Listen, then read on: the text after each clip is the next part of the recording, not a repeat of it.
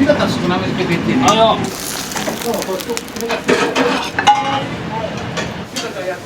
ピカタ 1.5 でお待たせしました。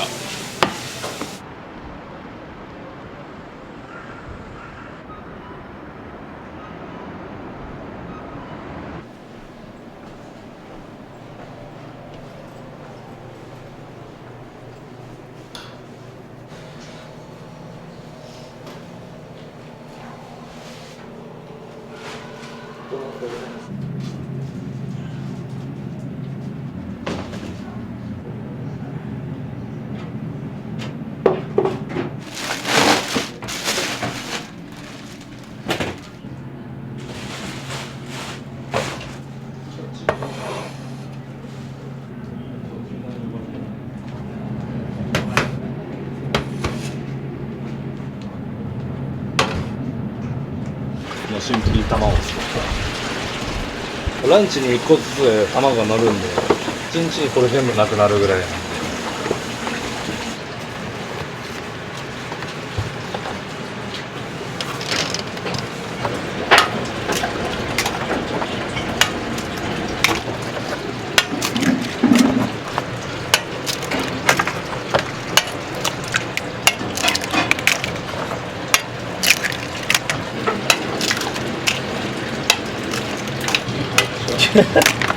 卵はめっちゃ緊張しました今これ塩と味の素と白ワインです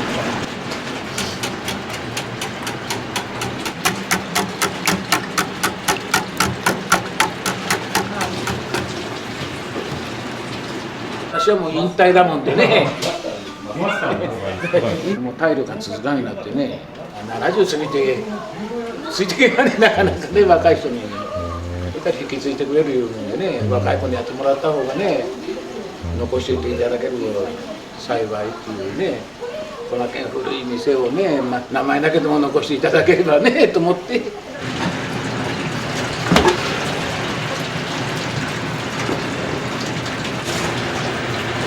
ースのあれの元なんだね。人参ね、セロリとかね、玉ねぎもありますしね、パセリとか、それでまず煮込んでいくんですよ。まだこれからが1日がかりでやらないとですけどね、大体これでどうですか、4日か5日分ぐらいですね。完成までにどのぐらいかかるんですか？1日がかり。それで寝かしてこういう風になってね、これが大体1日のもと。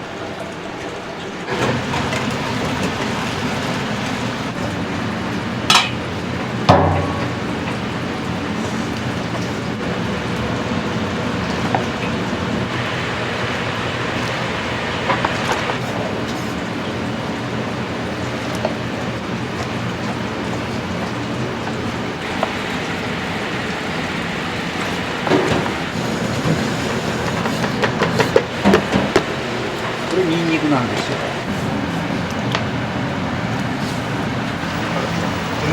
これはね、牛なんですよ。牛すじ牛。こんなになるまでに詰める。で、野菜のあれがいっぱいに入ったでしょ。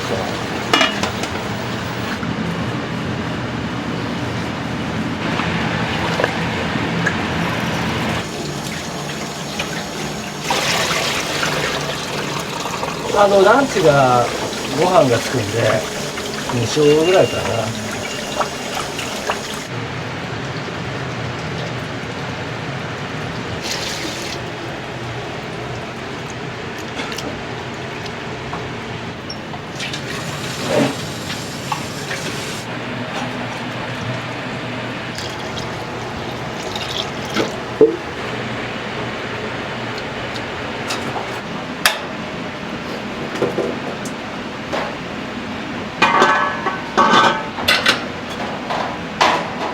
普通のスパゲティ屋さんではご飯使わないんだけどね、私ランチによく使ってるのね。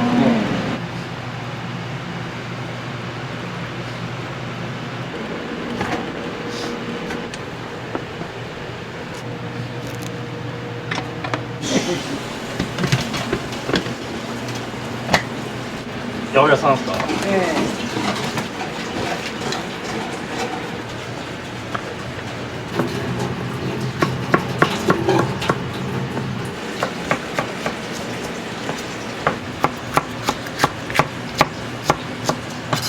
コモさんで働かれてどのぐらいになるんですか？僕もちょうど1年ぐらいです。大学3年生の頃から。それまで料理経験は？親の手伝いぐらいです。野球しかやったことなかったんで。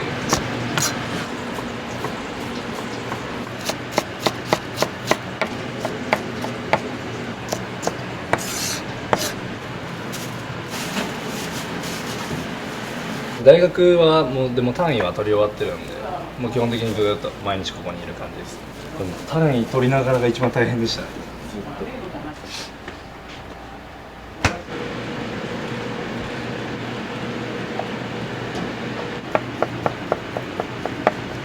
これは基本的に料理の全部に入ってるんですけど、なんかまあ4月っていううちの看板メニューとか、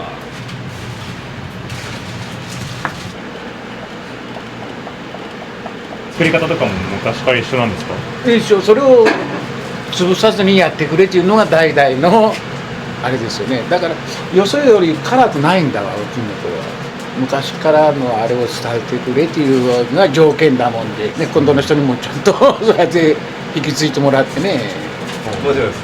誰か引き継いでくれる人がいるといいなって。たまたまこちらのねお父さんが好きだもんねうちやりたいやりたい、息子に教えてって言って。僕も飲食でバイトもしてたんで、飲食っていう興味あって、まあ、この古い店なんで味を守るっていう話でやるしかないやっていう。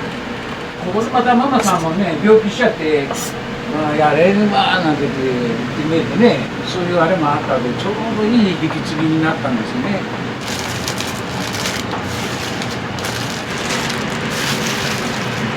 これはね 500g、 2.2 ミリ。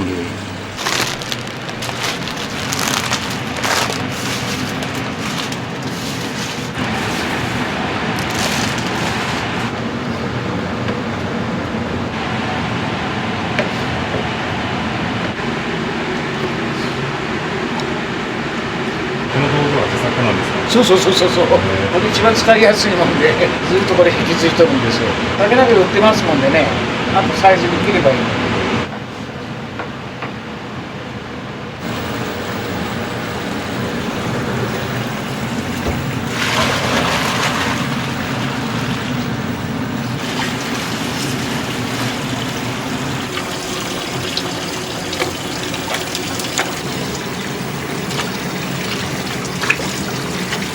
昨日はよく出てたんですよ。普通だとこれで6杯、5杯か6杯。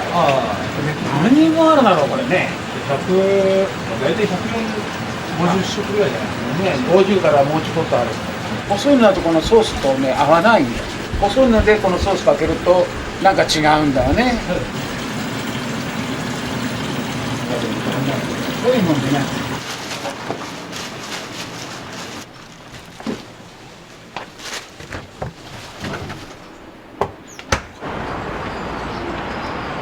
本当にびっくりしたかねって言って。ありがとうね。はい。おはようございます。どうやって待ってたのに。はい、お願いします。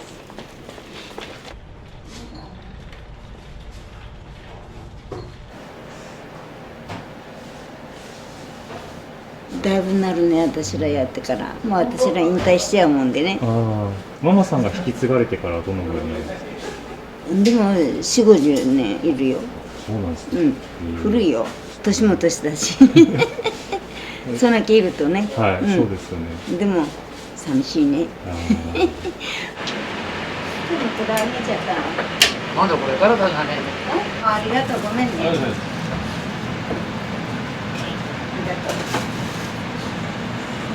座ってるんでしょう。お母さんがやりやすいでしょう。これを。はい。分かった。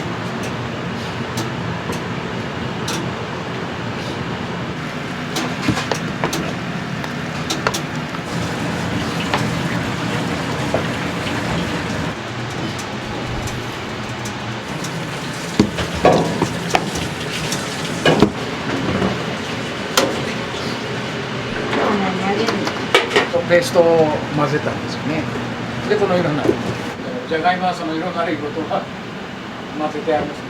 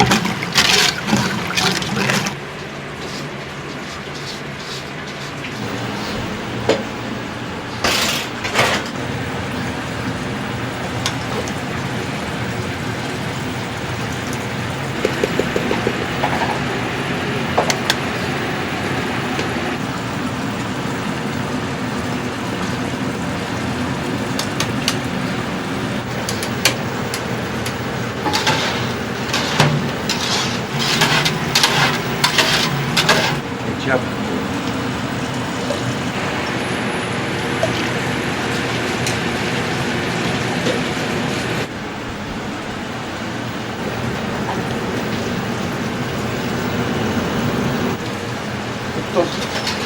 暖かくなるまでこのまま置いてどうするの？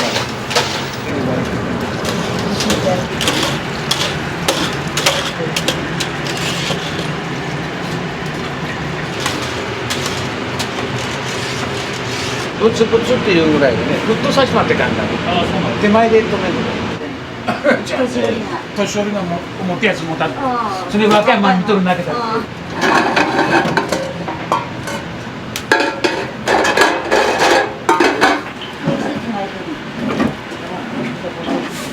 入ってないんですよ。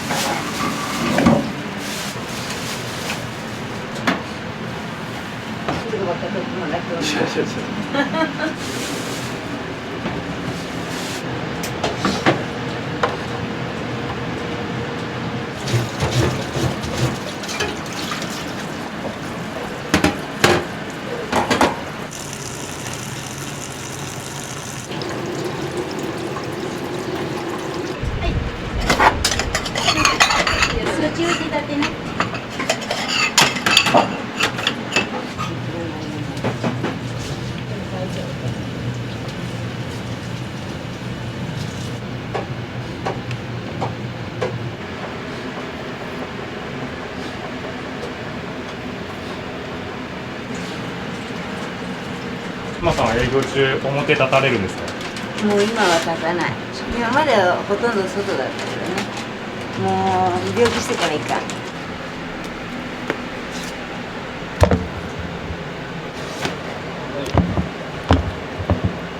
これ今日のランチね。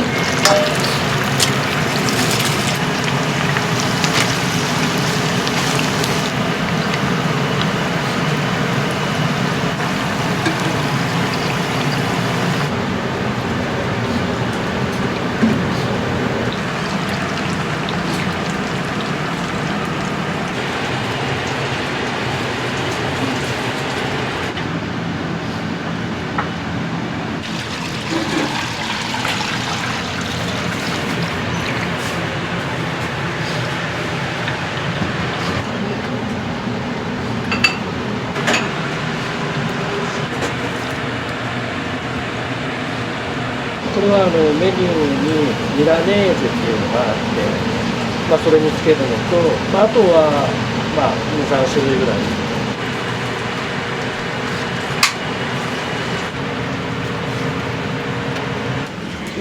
お惣菜を。この前来た。巻いた。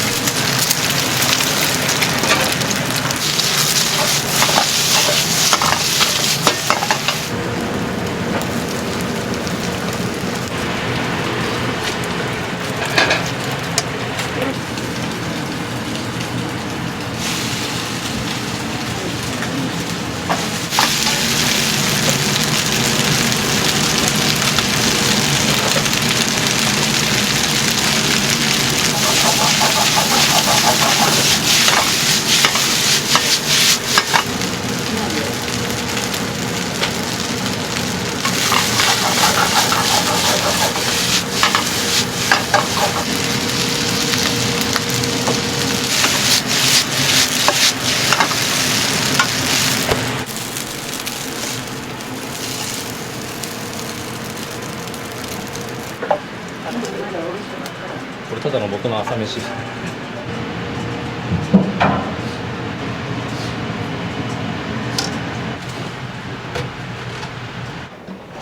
全然商品みたいな感じじゃないですけど、ただの朝飯です。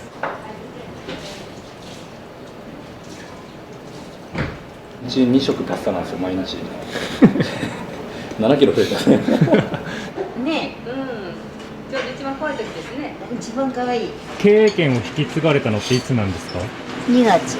あ、それまではもうずっとママさんが、一緒にされてたんですね。これをやりだしたのは、でもだいぶなるよな。別に前のオーナーがまあ年来られて、まあ後継ぎがおらんでって、それでうちらはまあいいやつをマレーのやってくれって言われてね、それで引き継いだわけだよ。もともとマレーさんが外にここやっとったとこをこっち引っ張ったわけだよね。なくすのはもったいない。それが代々かで何人かな。で最後にママさんにやってくれんかって。もともとマレーがおった方だね。ついてこい言われたもんで、しゃあねえ行ったんね。そうだよ、反対。ずっとマレーからずっと一緒なんだわ。学校も一緒だし。幼馴染ではないんですか？まあ幼馴染ではね、だいぶちょっとあるけどね。ちょっとないよ。うちらは後輩だもんでね、言うこと聞かなかった。先輩やもんで。良かったですか、引き継いで。寂しいね。だけどまあ仕事したで、これしょうがないわ。いつかは来るわ。初めあれしの山あるでね。これはしょうがない。学校をね、卒業して。学校卒業してね、この人はしっかり。もうちょっとだ。来年4月。4月。お二人とも同時にそりゃそうだわ。いい人に引き継いでもらったっていう感じなんですか？そうですよ。そうだよね。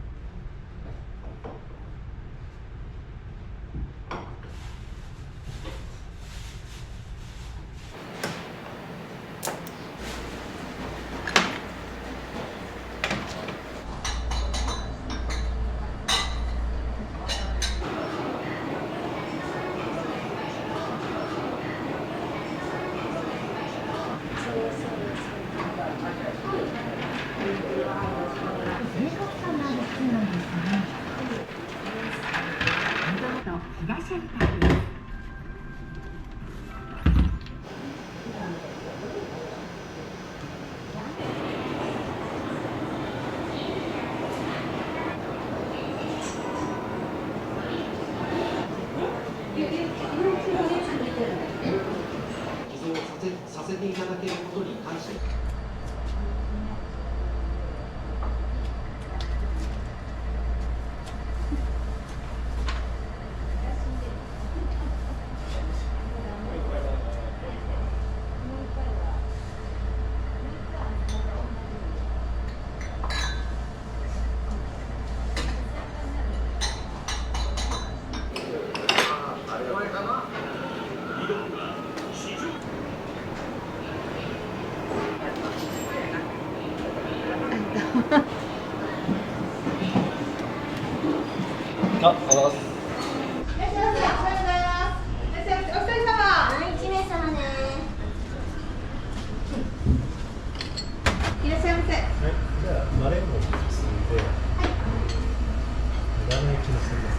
マレンゴ、目玉トッピング。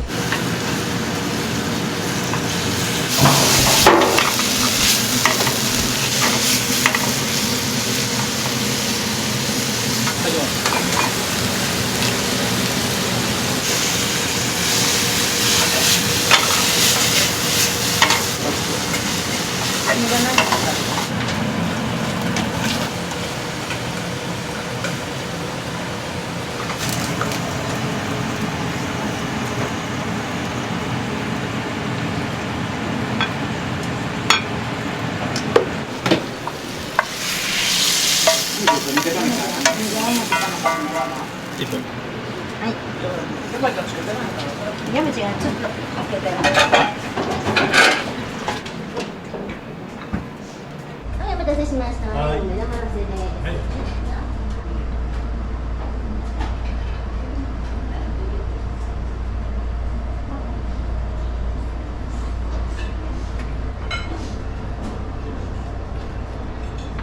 はい、どうも。はい、ありがとうございます。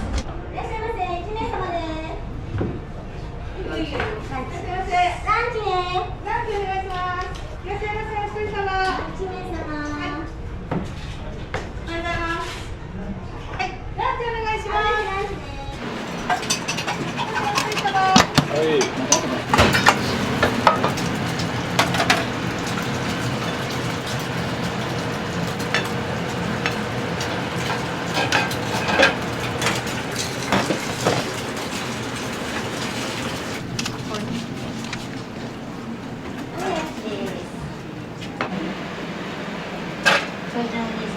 ランチ出ます。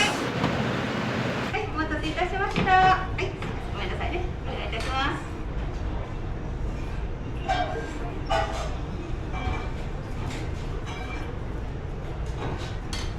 失礼いたします。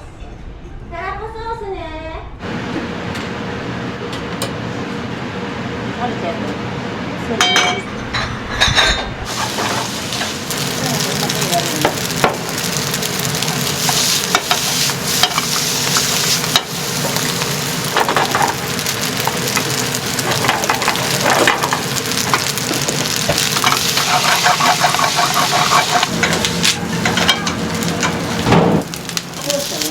はいよ。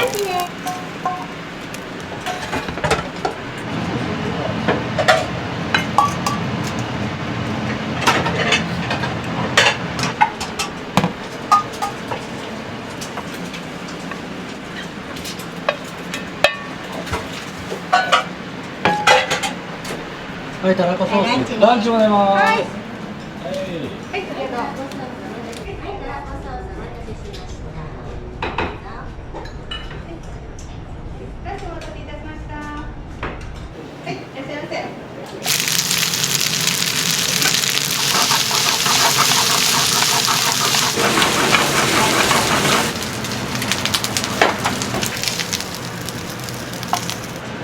たらこ出ます。おすすめのメニューありますか？自分はたらこソースをよく食べるのね、美味しいよ。どのぐらい前から通われてるんですか？だね、もう5年ぐらいになれへんかな。よく来られるんですか？まあ8月にこの会社入ったばっかりで2回目か3回目ぐらい、美味しいです。美味しいですね。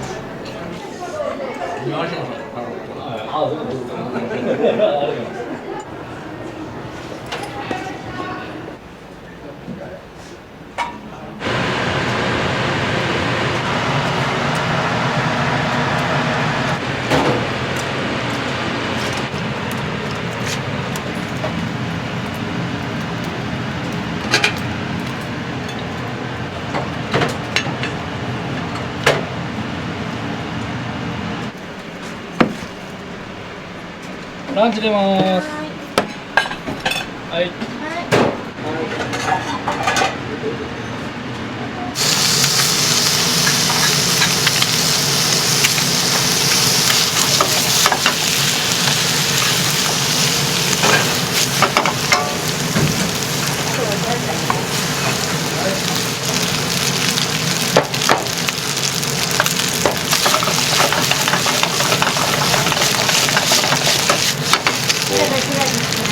はいよ。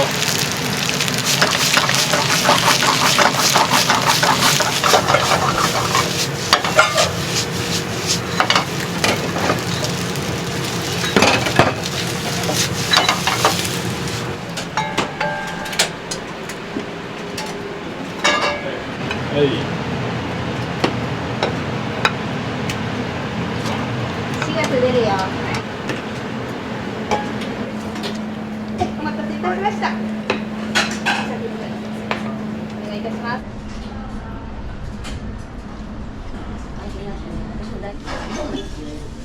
これをそうなんですか。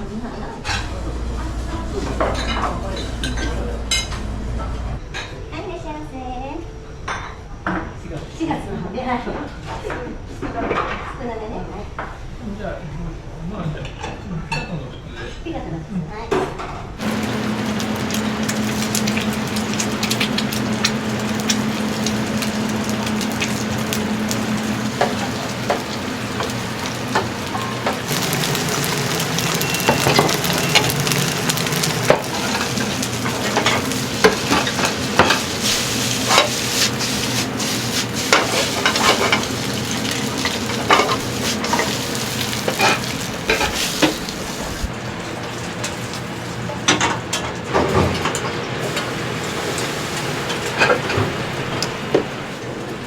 はい、4月少なめ。はい、4月の少なめです。はい、どうぞ。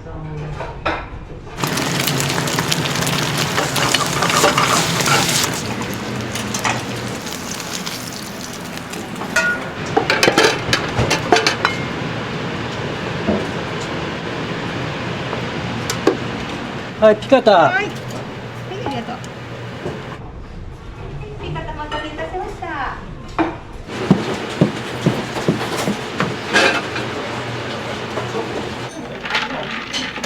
い、失礼します。いらっしゃいませ。ランチピカタ。ランチご飯少なめ。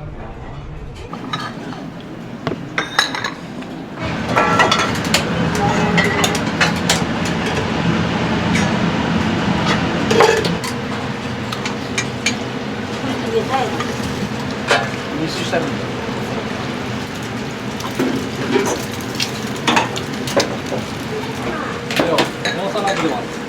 はい、ランチ。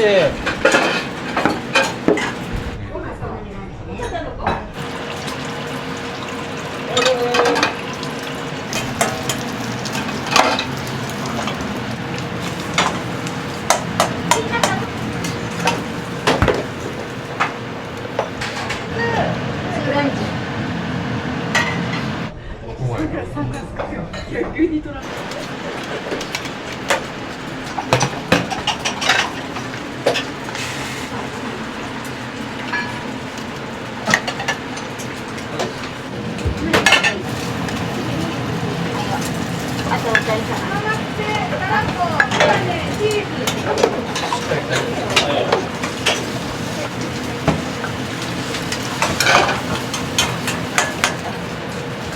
はい。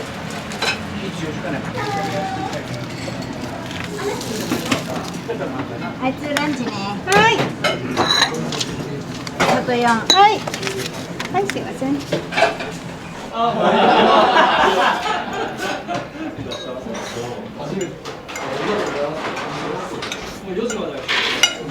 よく来られるんですか？季節に1回ぐらいですね。近くじゃないんで。そうなんですか。じゃあ近くに寄られた際はコモさんによく来られるんですか？そうですね。このそうなんですね。なんか、はい、パスタにご飯とかさ。懐かしさ。その感じですね。はい。ユニ、どうぞテーブルの方へ。4名様で、アプリなしも。ママスペシャルの普通。はい、ミラネーゼの普通。チーズスパンの普通です。チーズね。はいよ。いい？チーズの方。はい、ごめんなさいね。はい、ミラネね。はい。はい、ありがとう。4名様。はいよ。ミラネーゼの方。はい、はい。申し訳ないいですか。はい、しょうくん。はいよ。ママスペシャルです。はいママスペシャル。はいよ。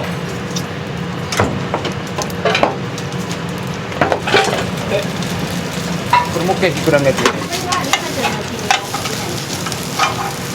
あ、もしもし。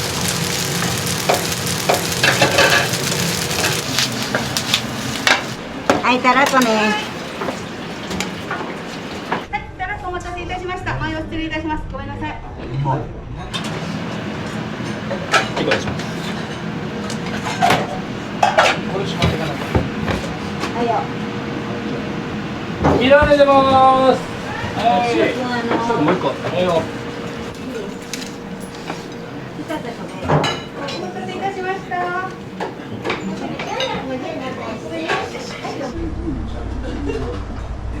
っしゃいませ。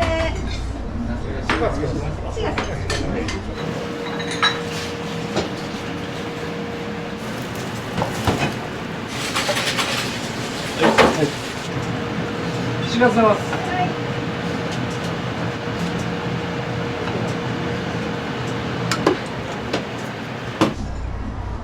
お待たせしました。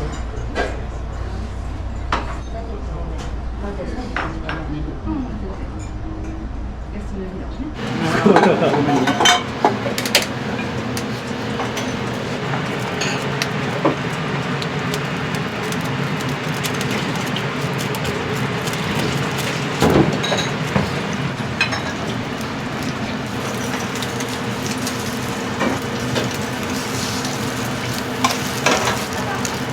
は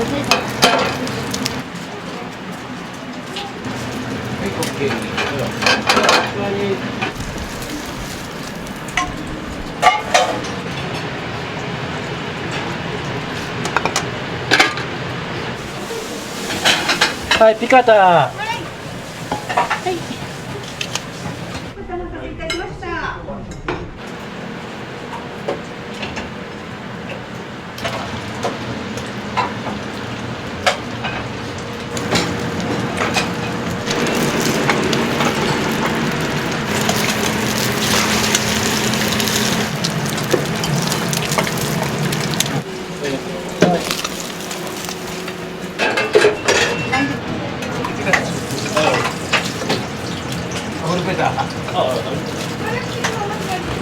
あんねこれ外さんで終わった。すみません、ちょっと待ってくださいね。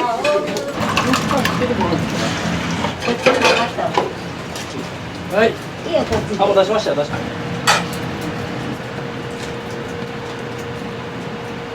お願いします。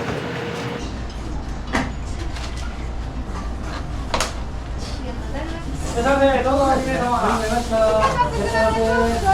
ちょっと、あちらだけ。はい、ありがとうございます。はい、ごめんなさい。ピカテ一人があるでね。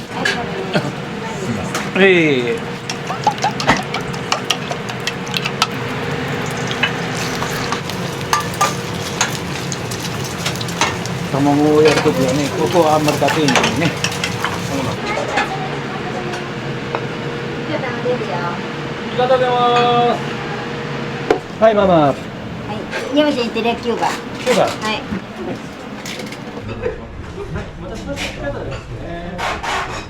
3名様。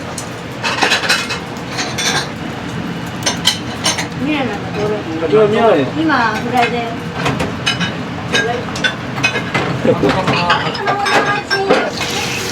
ピカタ少ないね。あ、少ない。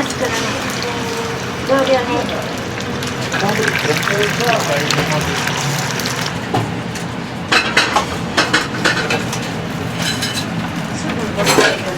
はいよ、同量。ピカタ同量ね。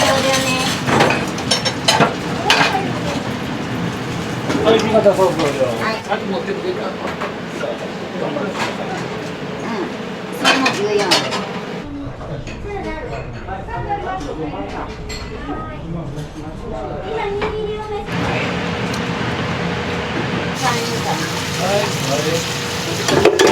マサル3杯入ってます。3杯ね。はい、入ってます。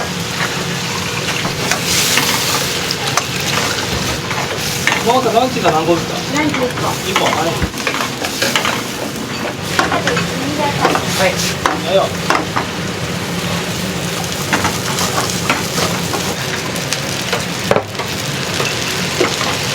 い。はい。なんでこれ。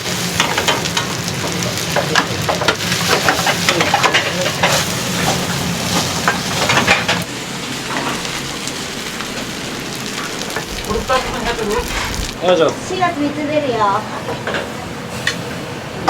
今ランチどうしたの？で、ピカタゴール3です。はい。焦げとかなんか。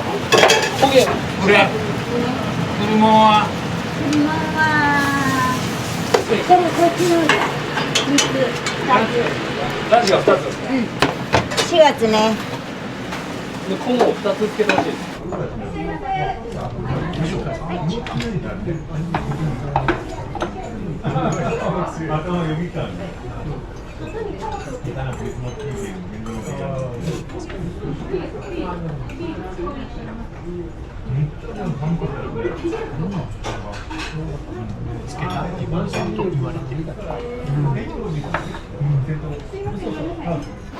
これイタリア。じゃあ、大沢これミラネ後でお願いします。ミラネ出ます。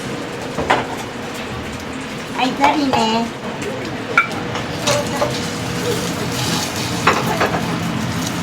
これ 1.2 です。ここはみんな出た。ピカタが 1.2 です。2個ありますね。大丈夫大丈夫。ご飯つけながらね。はい。味方一に。お水をかけてくださいね。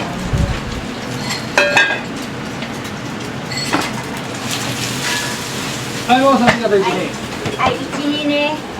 4番。はい。4月ね。4番。ランチがごめんなさいね。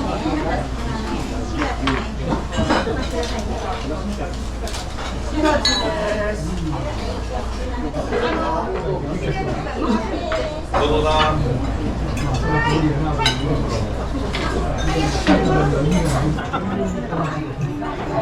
誰もおらんと。4月オルツ。4月は2つの2つピカタは。4月2つ。じゃピカタ。ピカタはね、1つ口があるんだけど、全然書いた字のやつ。ネギ置きます。4月ね、1つ。ランチ。ランチを。オール3だ。ランチね。はいよ。ピカタ少なめつけていってね。番号なしは何番。ランチ入れるよ。はい、ランチ。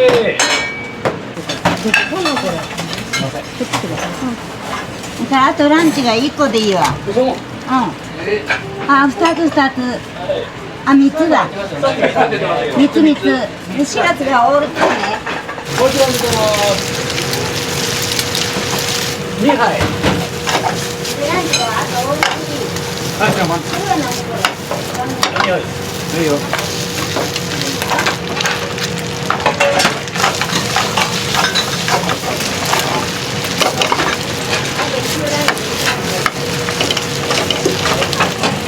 はい、ランチね。いきます。あ、ランチがなかった。4月ね。これだね。はい。9番ランチが。で、これが4月が3番。こ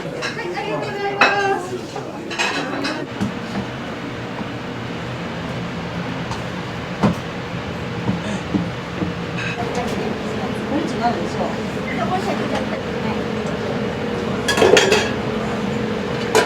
まさ4月先でよかったですか。4月2だよ。それからタラコ2。フライが1個。はい、フライね。トンボフライ。すいません。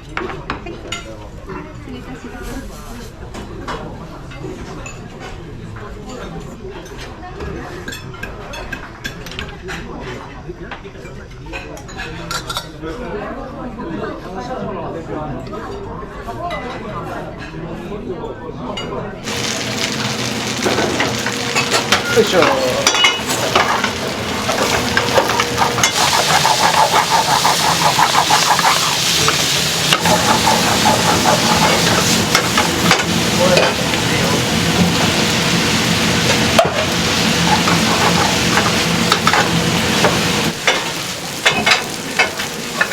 ピカソがオール3だね。まだ4月1個ソースどれでしたっけ。はい、そうです。はい。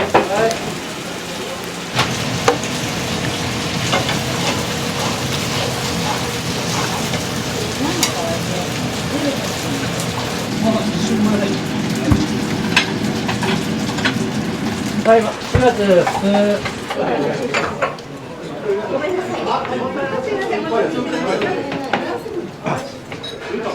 タラコソースだでね。ソース。はい。はい、ピカタ。この後2つだね。2つです。ちょっと多めにかけてください。オール3。オール3。全部これつけてよ。はい。ここにあるやつを。ああ、こっちにあるやつ。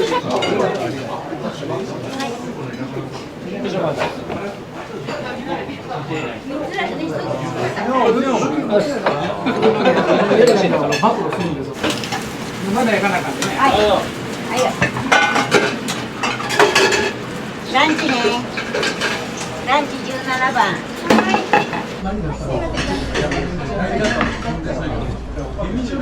ごめん。ちょっと帰っていい？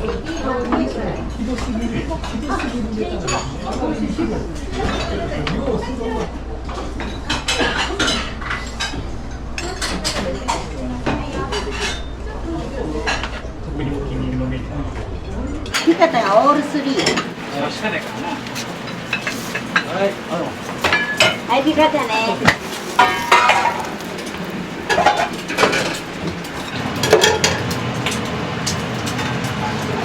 はい、ピカタ。は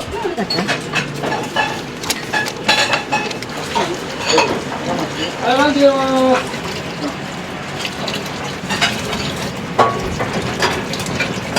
ピカタボール3やります。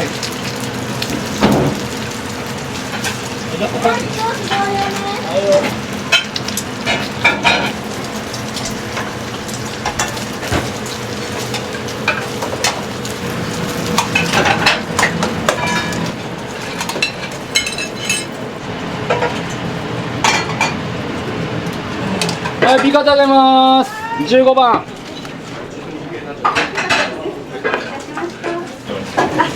持ってきたんだわ。ここ持ってきてる。ね。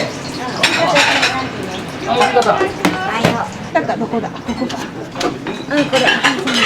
何点だよ。ピカタです。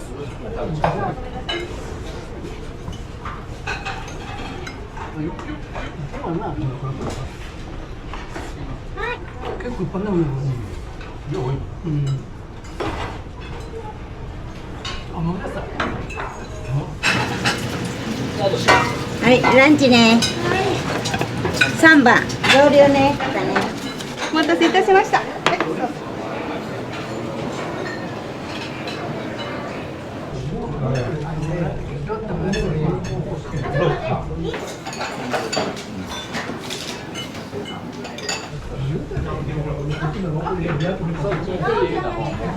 何されます？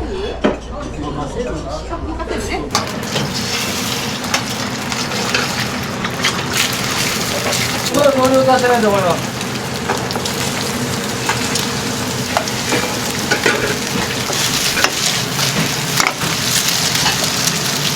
それ気付けとってね。上から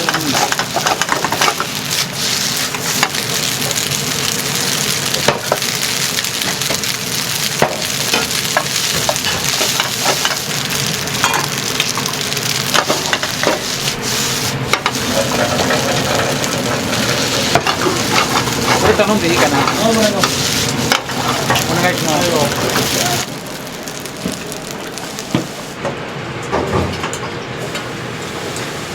これでいいんだよ。手で食べる。よく来られるんですか？しょっちゅう来ますよ。何十年も付き合ってるし、何かおすすめのメニューってありますか？これ何でも大丈夫だよ。特にお気に入りのメニューってありますか？これかな。あとバジルも美味しいかな。気をつけるかお互いにな。火の谷さん出たり入ったりして。うん、しょうがない。また来るわ。気をつけてね。ありがとう。ありがとうございます。元気な顔見せなあかんよ。そうだよ。ありがとうございます。気をつけてね。ありがとうございます。また近いうちに。ちょっとええね。はいよ。はい。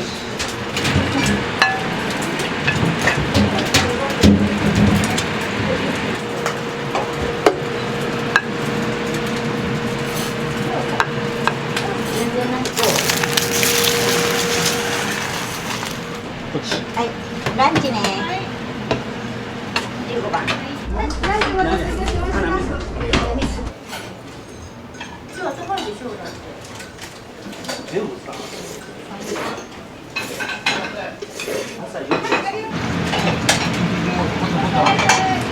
いよ。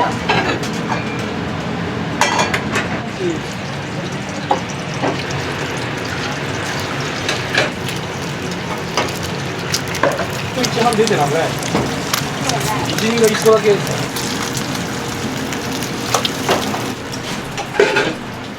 そうよ。チャリーズ。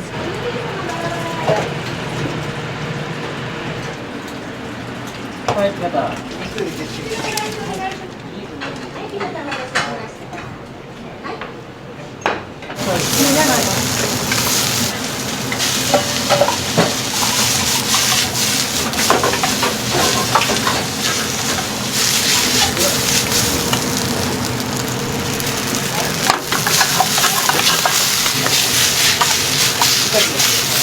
何ですか。一つ。はい、ランチね、15番。人があれお願いします。はい。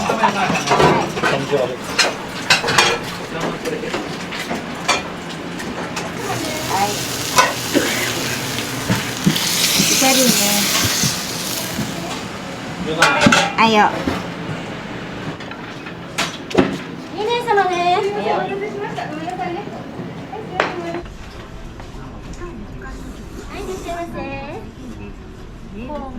コーンね。はい。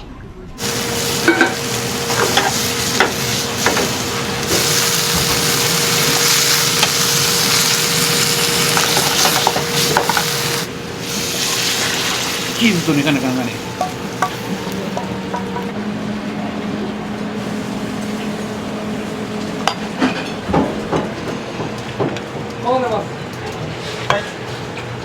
コーンお待たせいたしました。はい、すいません。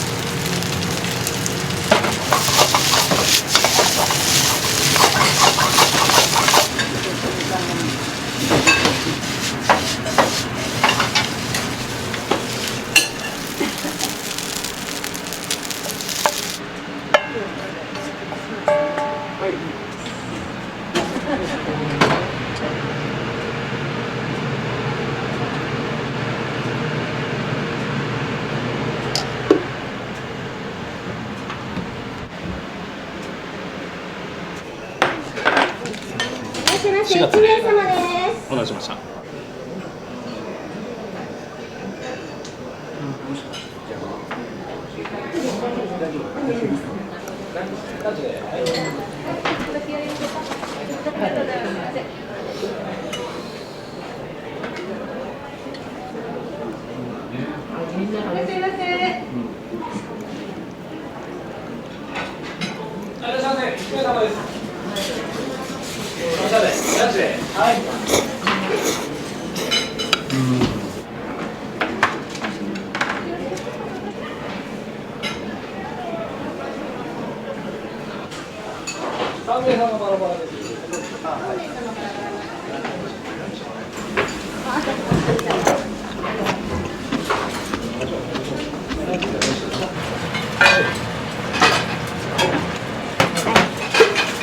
ミラネとミラネとピカタとツーランチ持ってって。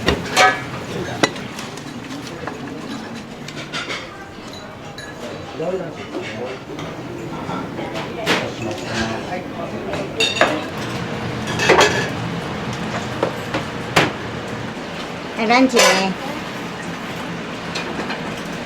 これ目玉っすよね。あ、目玉取ってる。はい。目玉ね。やめてよ。ミラネ少なめ。はい。覚えてる。はいよ。白と大きいね。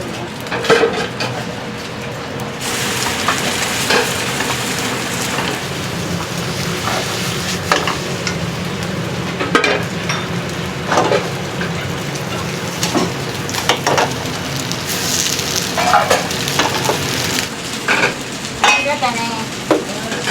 何番？はい。はい。はいよ。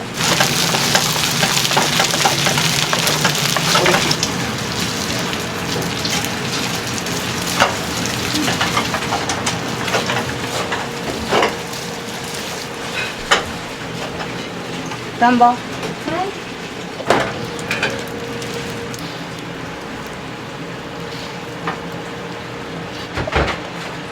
はい。はいすぐ出るよ。ちゃんと。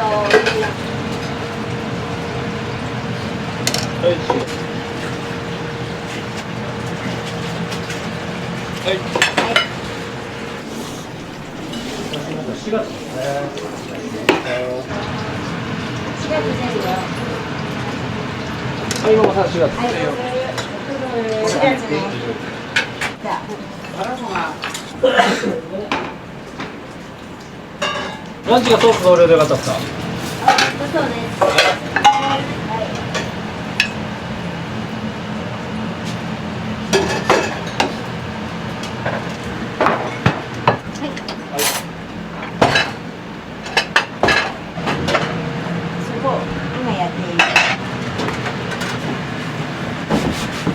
朝こんなやつが4つ半あってこんだけにしてもらうまでが大変だよね。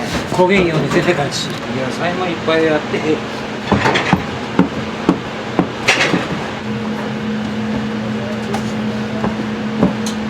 あんかけパスタってどういう発想でこのレシピに行き着いたんですか？画家志望の人がね見えてね、その人がねイタリアへ行ったらしいんですよね。ここの元々の方は飲み屋さんやってたんですね、でそこへいろんな人が出入りしとって、でこういう料理を食べたら美味しかったりなんとかできんかなって言われたんですけど、そもそもはあんかけいうのは日本でもあんかけうどんやなんかあった時代ですからね、それをアレンジしてやったらどうだろうと。でその時にコックさんとかいろんな人がね出入りしとったもんで、そこの店の2階へじゃあこれをやろうというのでやりだしたのがあるんです。それが最初の初めみたいです。名前言われたらあんかけるあんかけだ向こうで習ってきたあれにちょっとアレンジして日本風にしてやろうかと言われてね、いろんな人が皆さん喋ってねこんなやつを作ったんですね。10人ぐらい座れる店なんですよ。カウンターでやりだしたの。皆さん珍しいでって皆さん出入りしてね、それがちょこっとずつ重要になっていたんですよね。イタリアにコモコというのがあるんです。そこへ行ってその名前を付けようと言ってコモコというのを付けたんです。それが今のお店の前身。前身です。80以上の人だったらそちらへ行った人は知っておるんですよね。コモというのがあったりスパネティ屋さん、それを知って見える人はもうかなり年の人だから知らんと思う。お店と同時にあんかけパスタはあったんですね。ねえ、そうです。その頃のスパっていうのは2種類ぐらいしかなかったんですよね。ケチャップで炒めるか上ミートのかけてね、このとこにあったんですよ。こういうふうにこれ大体2階作りになってるんですよね、そこの下でラテンヌっていうのをオーナーが竹越さん、サントリーバーガーというやつです。この人が持ってきたんだよね、ここへ。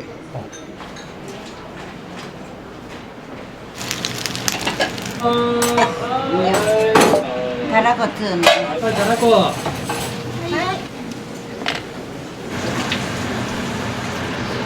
入れようか。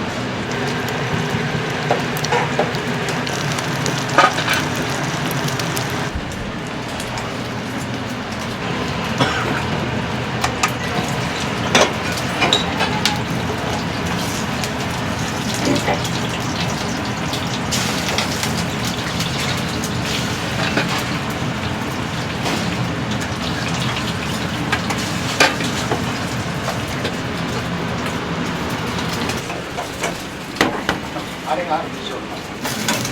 ソースです。はい。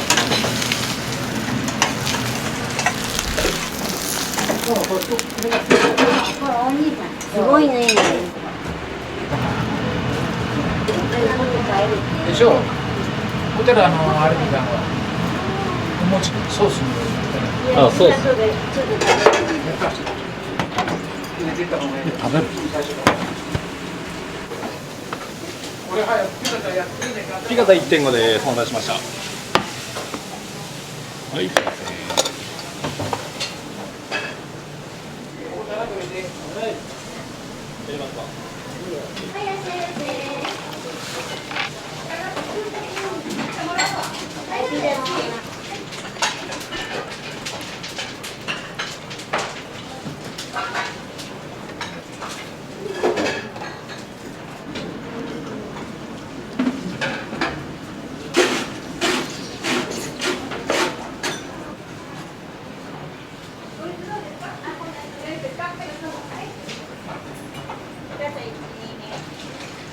対1に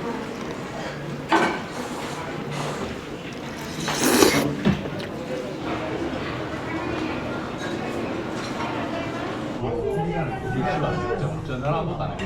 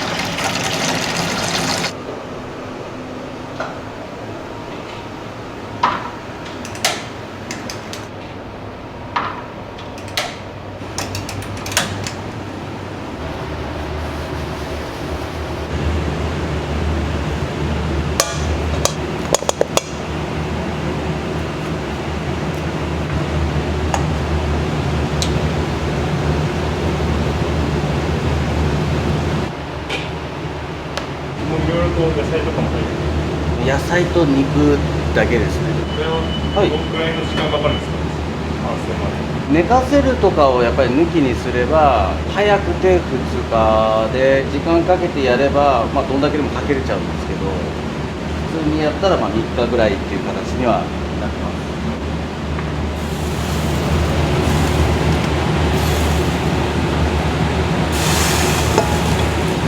通常のこのあんかけスパゲティでよく使われるソースよりはちょっとしっかりめに焼き込んでるんで、なんでちょっと色も濃く味噌よりちょっと硬いぐらいな感じにはなってます。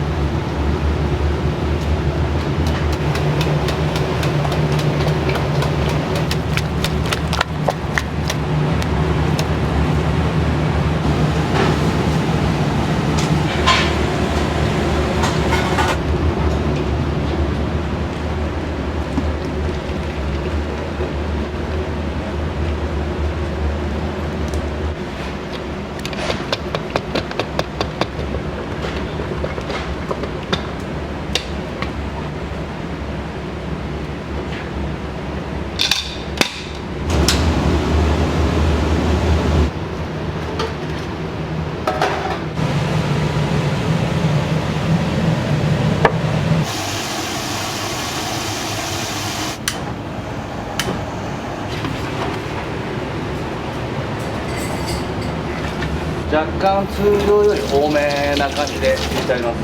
あんかけスパゲティって独特で、茹でたらそのままって使い方じゃなくて、一回水で洗って今度それを水を切ってまた今度油で炒めるっていう風になるんで、茹でてすぐっていう使い方よりはちょっと時間がかかってしまうので、しっかりと締めておくっていうのと、やっぱりほんのり味をちょっとつけるっていう意味でスパゲティに使うっていうのと、塩があるのとないのと弾力の違いと結構出てくる、そういった意味でやってます。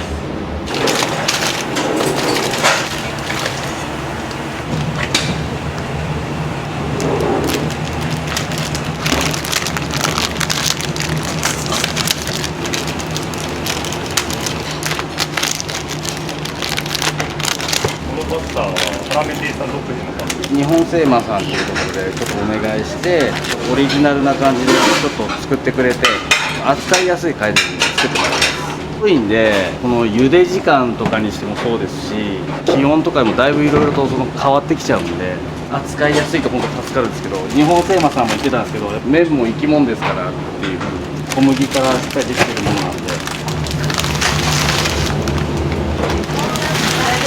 うちの場合置く場所とかがちょっとないんで、なくなり次第すぐ茹で直してくるっていう形でやるんです。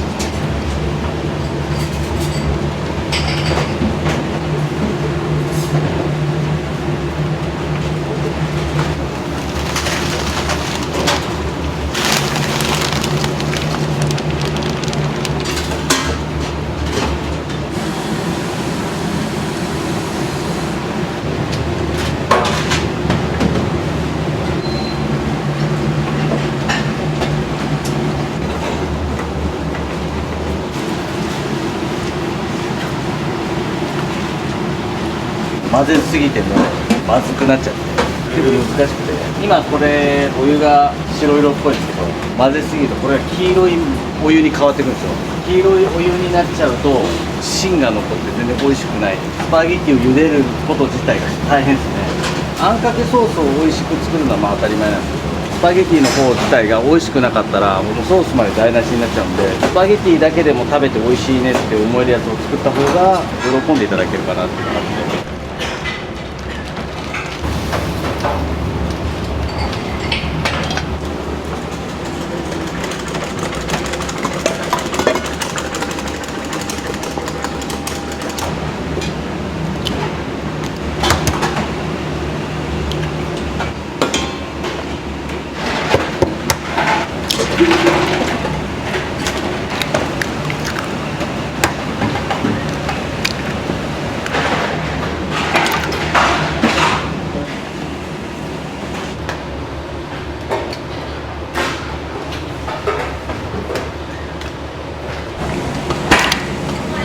でいいですけど、卵に少し加えて。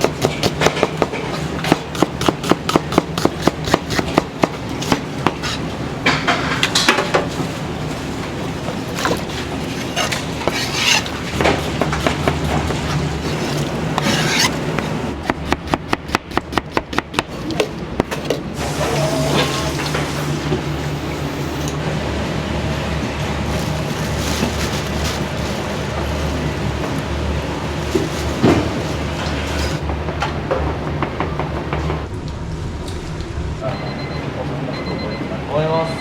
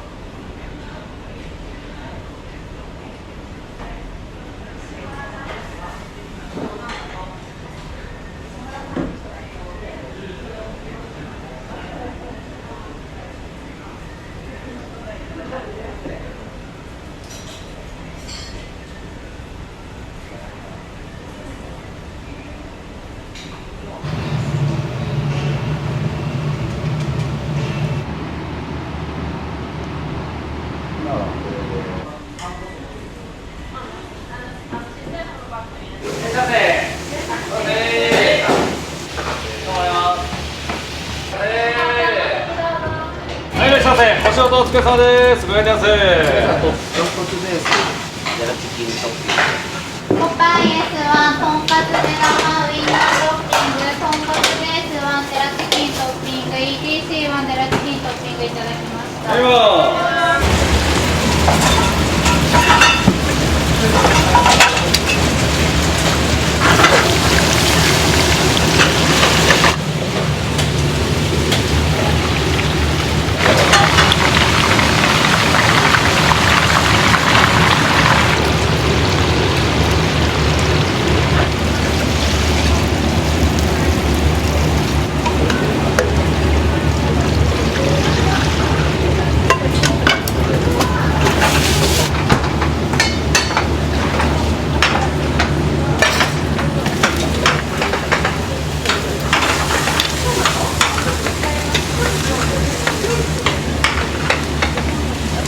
ランチ。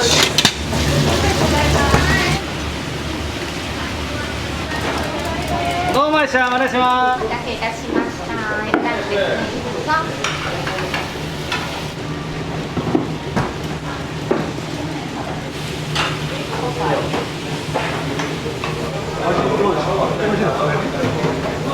来られる初めてです。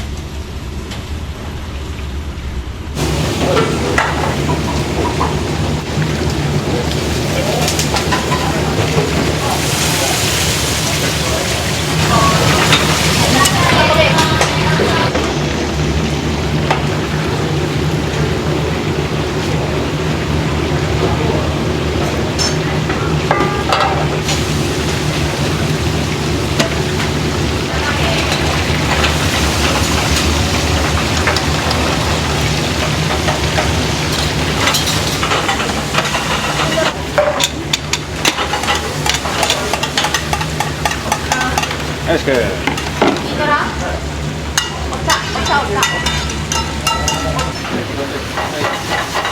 願いします皆さんの目玉ですおからベーコン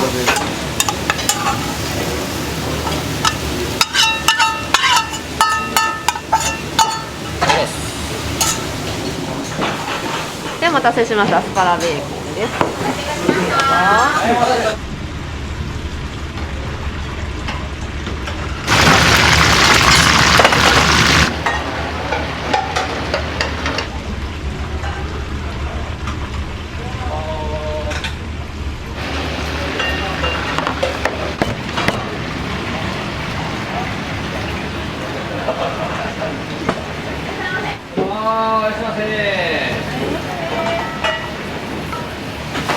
目玉。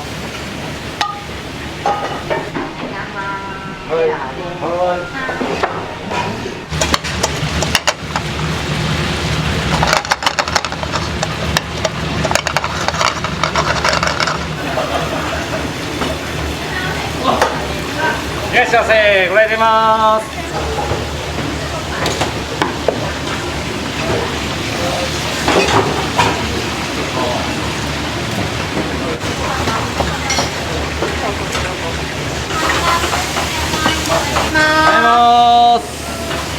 お待たせしました豚骨に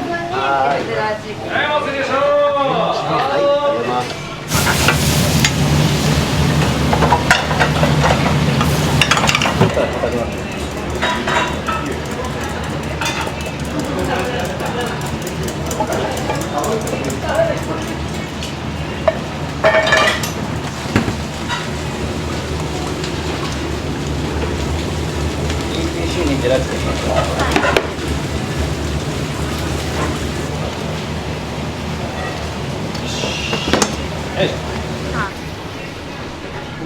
お待たせいたしました EBC ゼラチキントッピングです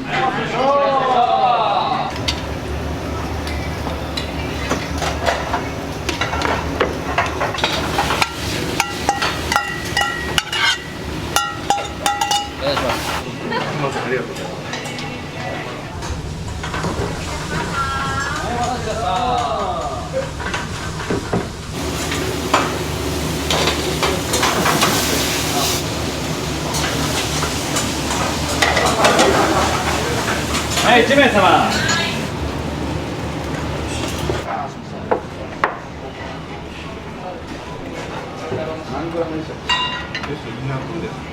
カラメ系さんはよく来られるんですかね。はい、週1ぐらいでは。カラメ系さんのどういったところが好きやっぱなんですか。ボリュームがあって美味しくいただけるので、お昼からも頑張ろうという気持ちになります。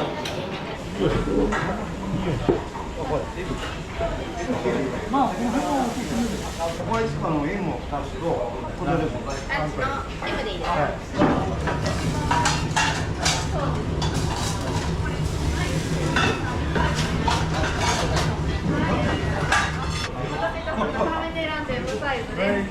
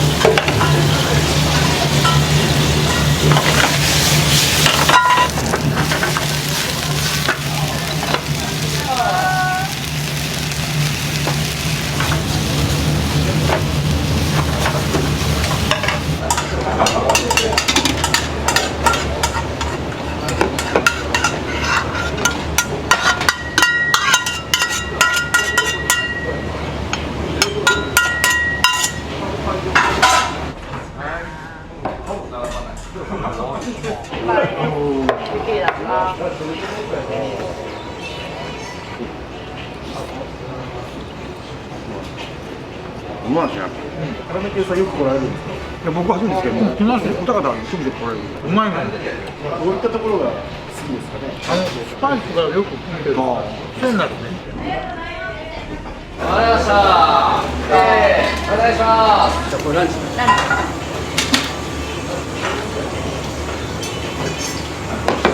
お待たたしました。で乾杯します。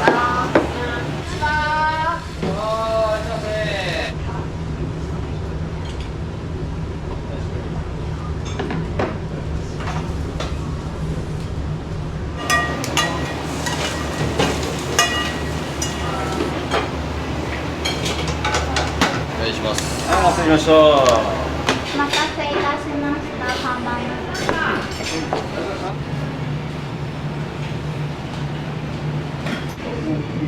あ、濃いよ。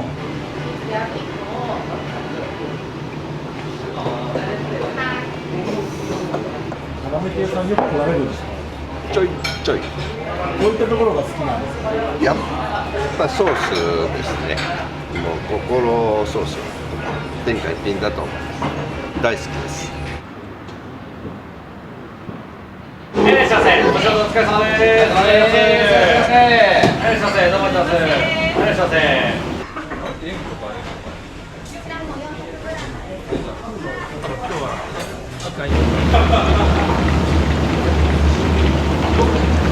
させ、お仕事お疲れ様です。お疲れ様です。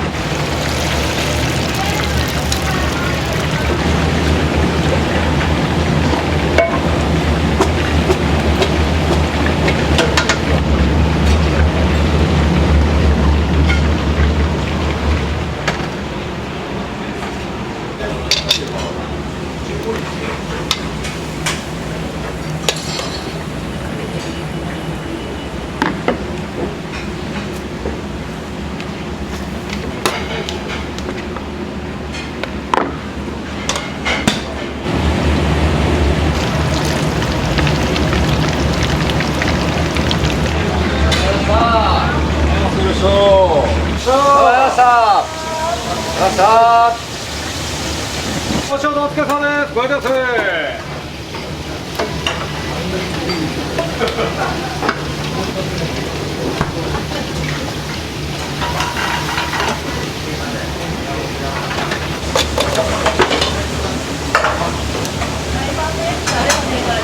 はい。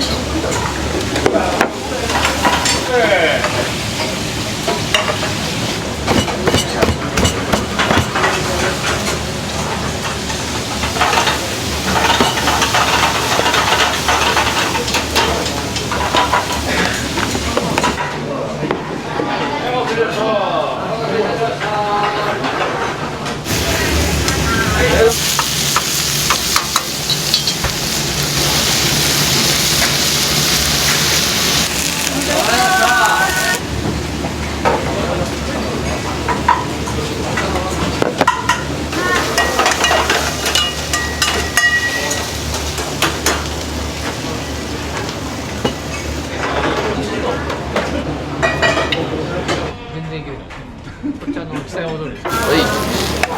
どうもありがとうございました。ありがとうございました。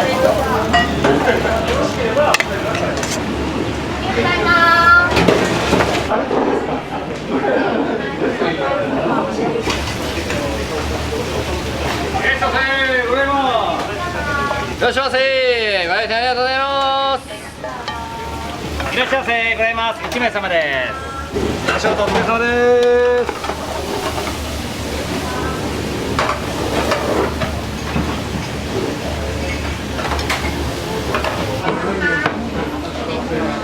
カルボナーラ S はアサリベースはいただきました。カルボナーラ S はいただきました。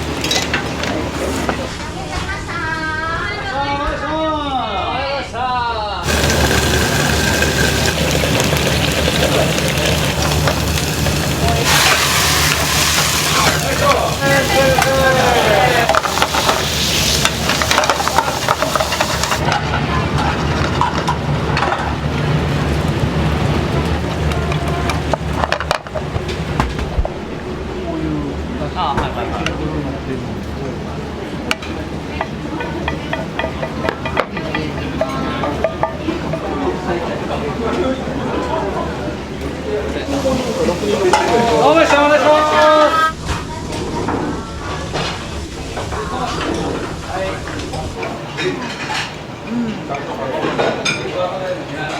よく来られたりするんですけど、家が近くなる。カラメ亭さんの良さって何かありますか？美味しいから来るんだよ。お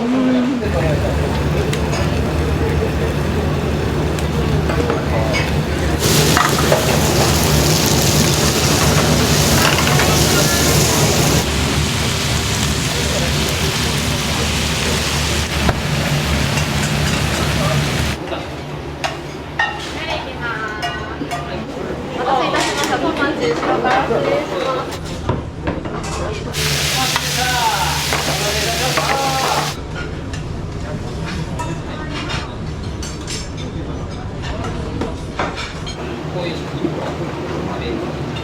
お待たせいたしました。フラトラです。お待たせいたしました。ミラネーゼです。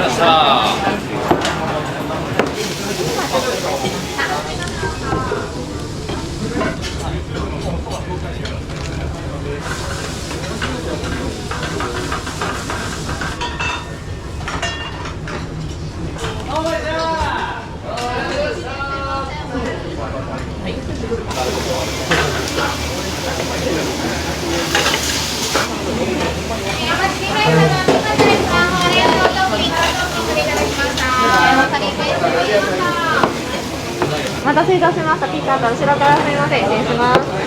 ごゆっくりどうぞ。お待たせしました。お待たせいたしました。宮崎県。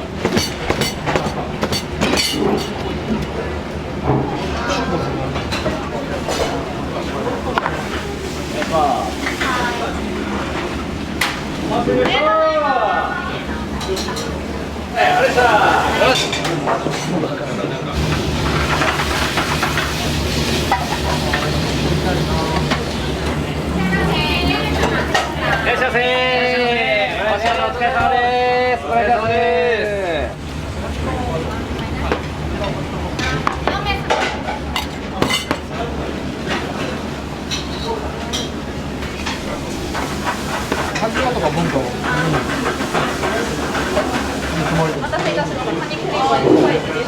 5名様、1名様、3名様でお待ちして。ありがとうございます。お待たせいたしました。美味しかった。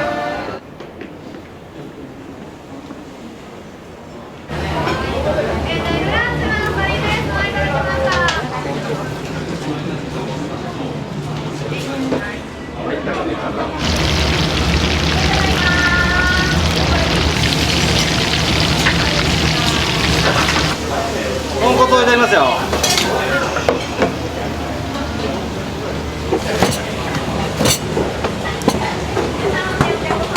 はい、いらっしゃいませ。お仕事お疲れ様です。ごめんなさい。はい、目玉で終了。で、次ピカタの S ホール。カラメ亭さんにはよく皆さん来られるんですか？もう常連ですよね、皆さんも。やっぱこのソースがオリジナルですよね、スパイシーで。そこはやっぱ他のあんかけスパと違うところなので、もうそこにはまっちゃってて癖になっちゃって刺激が欲しい時はここです。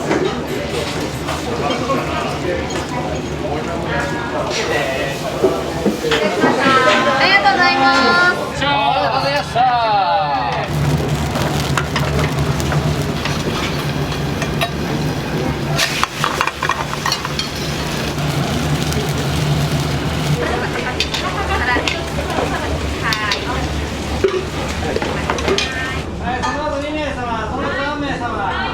カニクリームあえてクリーム入ってます。卵焼き入ってます。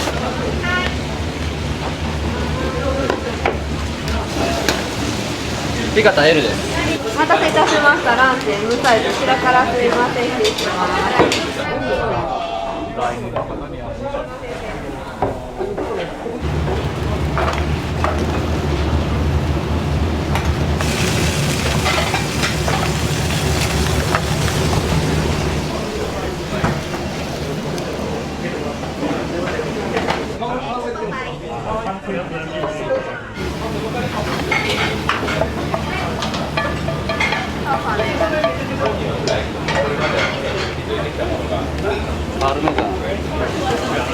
はい、すみません。お待たせいたしました。UTC です。足もめてください。すみません。感想の表が出る。これ締めになっちゃいそう。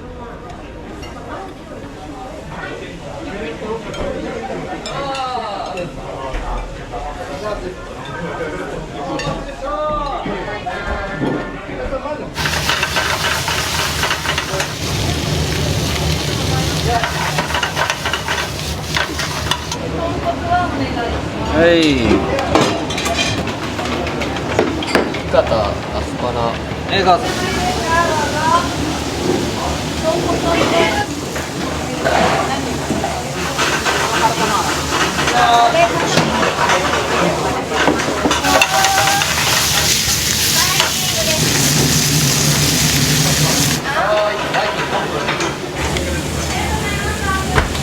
どうもじゃ、マネージャー。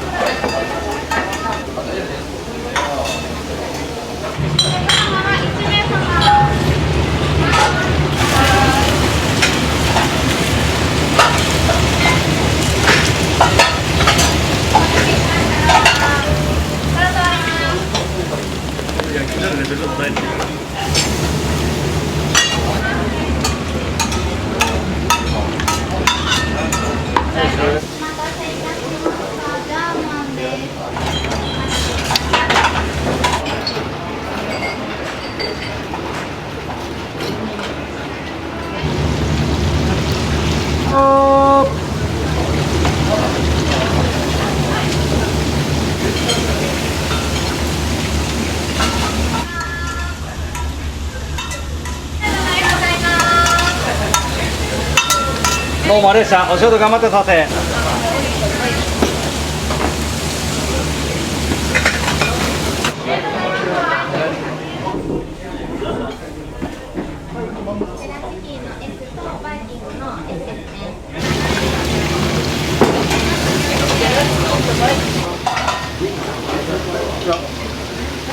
マネージャーと会社と。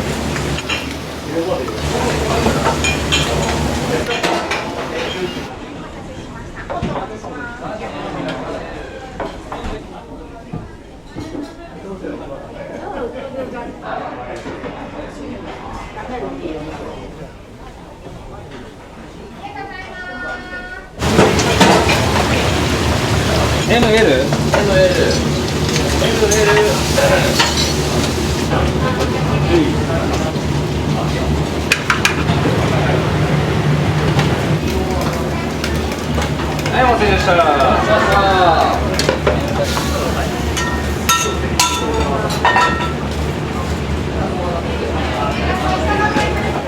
お次2名様。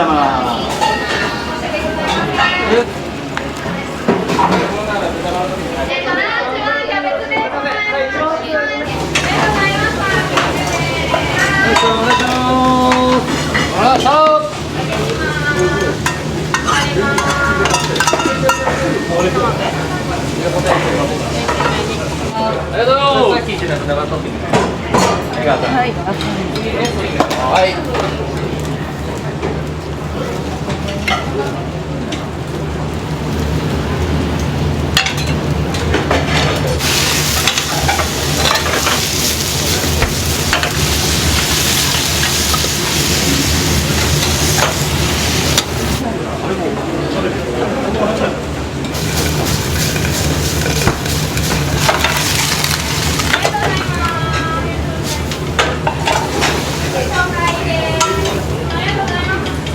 1名様。いらっしゃいませ。はい、カルボナーラ豚バラトッピングのお客さん、先行かせます。よっしゃ。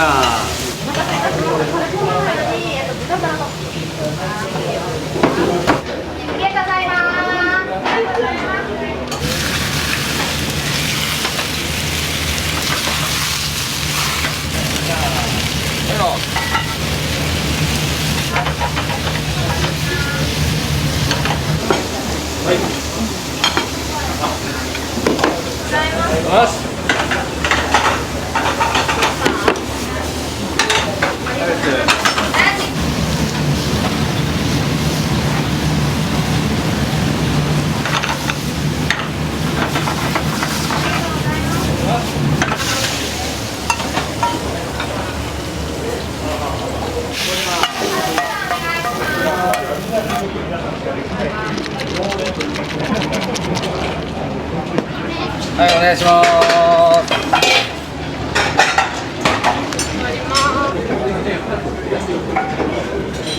グッサのエースです。は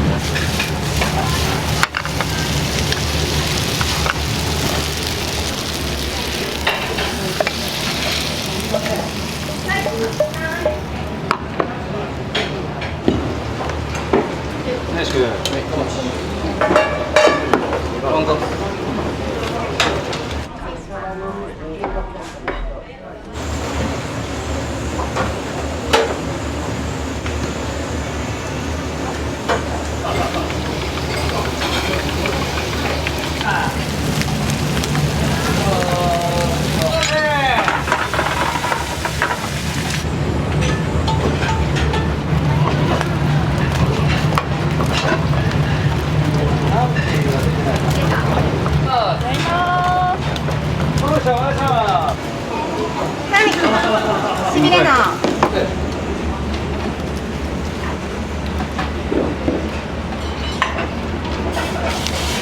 お待たせしました。卵寄せですね。どうぞ。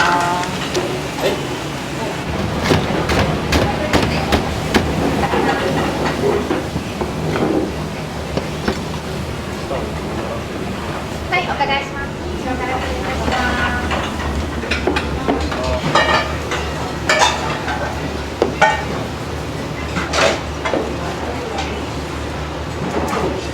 ミラカンの S サイズで S で、はい、お待ちください。すいません、ありがとうございました。お願いします。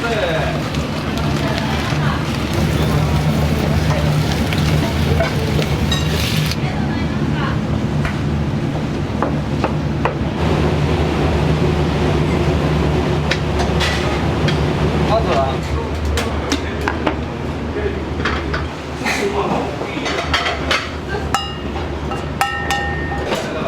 はい。は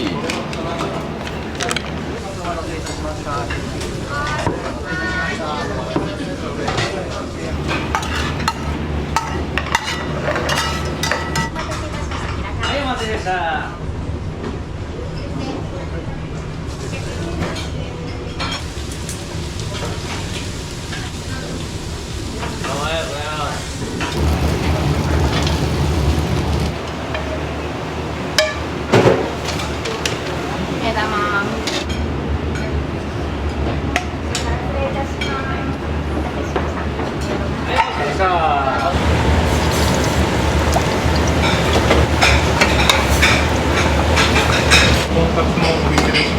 はい、自分たちでコロッケとかパンクしやすいので自分たちでやらないんですけど、とんかつ、かしぎフライとかそういった類のものはもうできる限りやっぱりもう手作りで、仕込んどいてっていう風な形で急速に冷凍かけて、それをまた解凍してすぐやるっていう風にはやってます。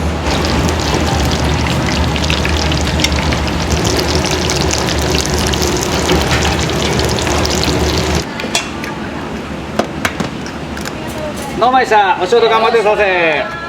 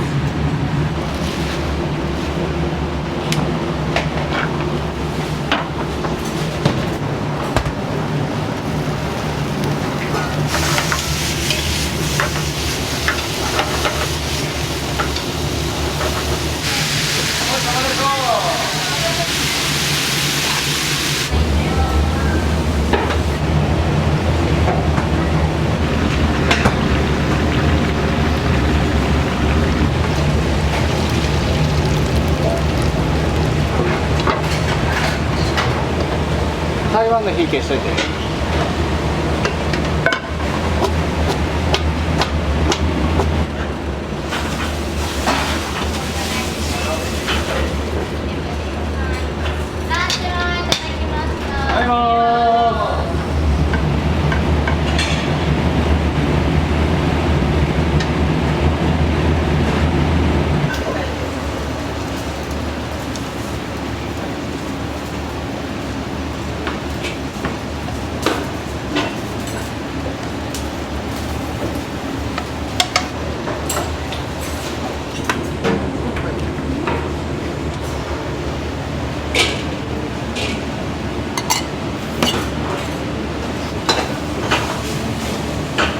お待たせしました。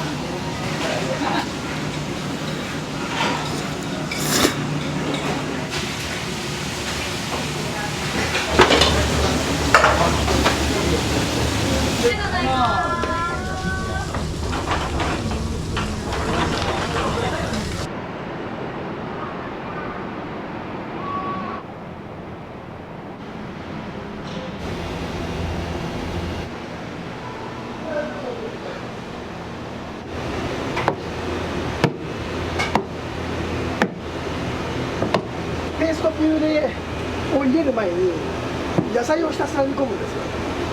野菜煮込んで1日寝かして、で今日2日目の工程なんですけど、その中にペーストピューレ入れて、あとこの牛の粗挽き肉入れて、で今からオーブンで焼くんですよ。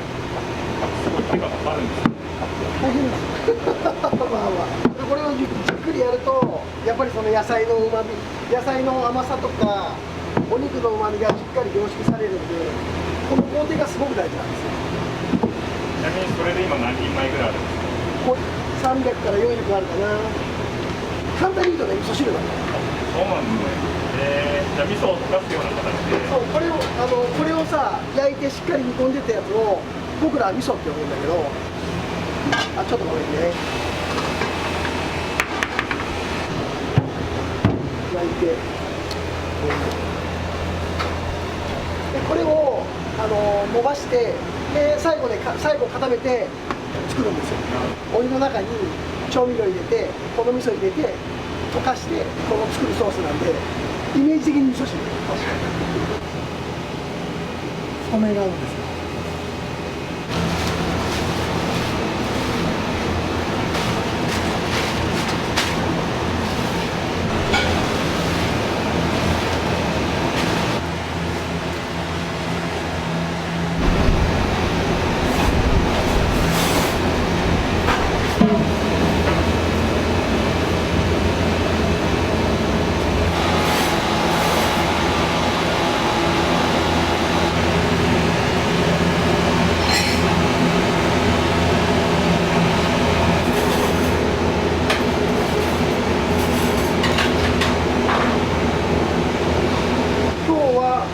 34キロ。いや、半日だからランチだもん。ランチで、まあ、あと追加でボイルしながらやっていくんで、その時によって変わっちゃうかな。天候によって曜日によって、やっぱお客さんの入りが全然変わってくるんで。だからもうそれだけの量は朝一でボイルして、で昼から様子見ながら追加でボイルしてくるんで。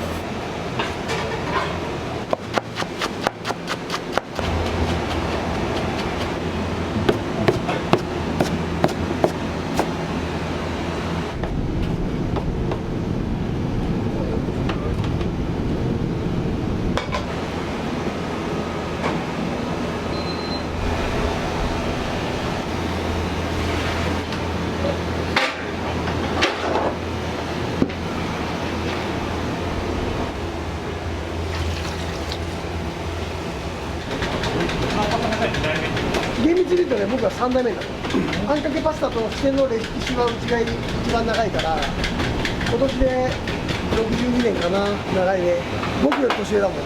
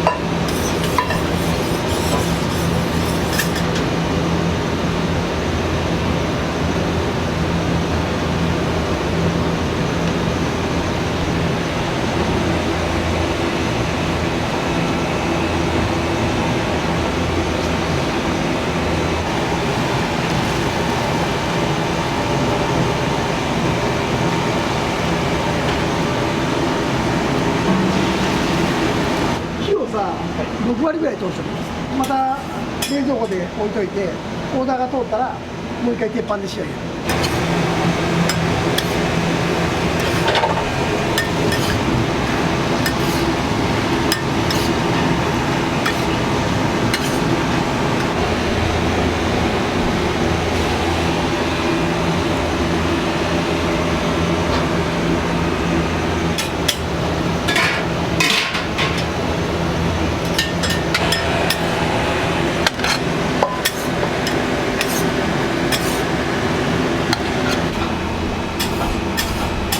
通ってからこれやるとさ、すごい提供に時間かかるから。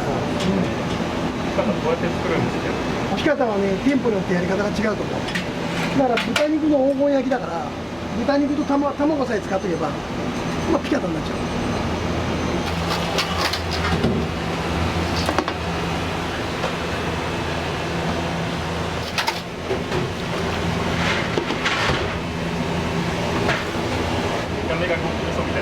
そう、見た目が味噌でしょ。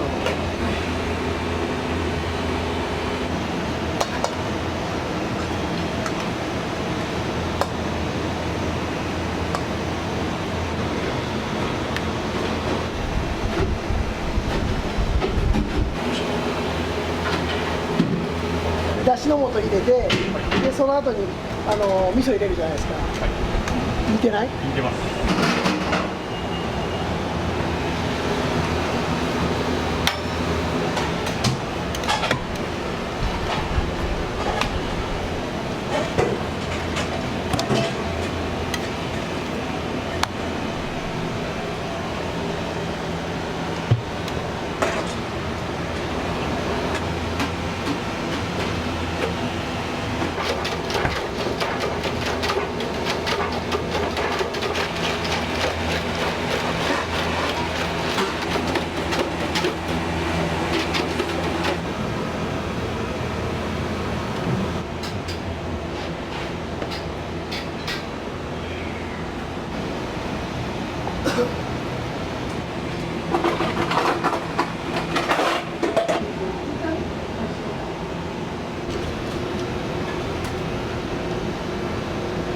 勤務されて長いんですか？もうここは1年です。あ、そうなんですか。一番まだ若いんです。まだまだ店長です。一番若いのは店長です。なんだ。新人なんで。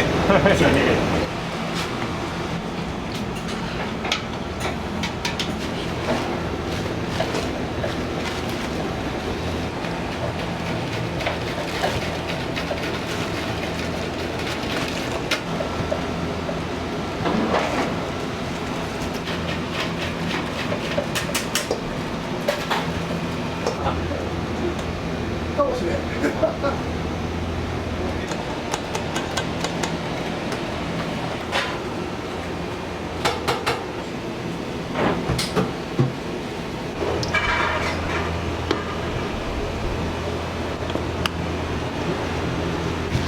これは見ての通りハンバーグです。基本的には全て手作りなんですか？いや、全てではない。ただやっぱりうちがどうしてもこだわってる部分は全部店内仕込みにしてるんで、全部手作りでやっとったらもう倒れちゃう。で今冷凍も美味しいじゃないですか。だからその冷凍の中でもいろいろと商品試して、どれがいいかっていうのはみんなで話し合いながら決めてますね。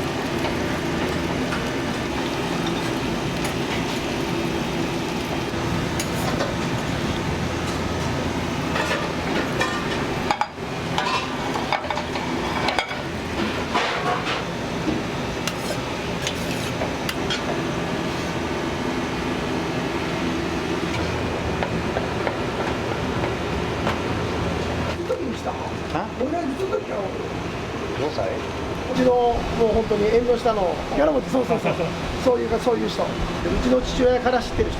そうなんですね。ただまあじじいだでさ、ちょっと頑固さはあるもんね。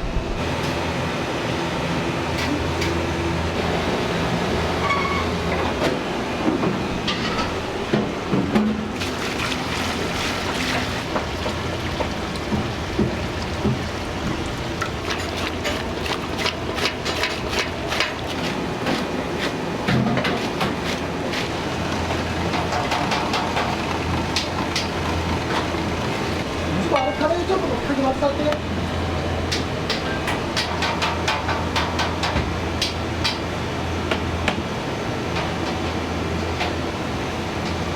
さあ、今日フライパン焼き入れてほしい。ちょっと2つとも昨日当たっとったね。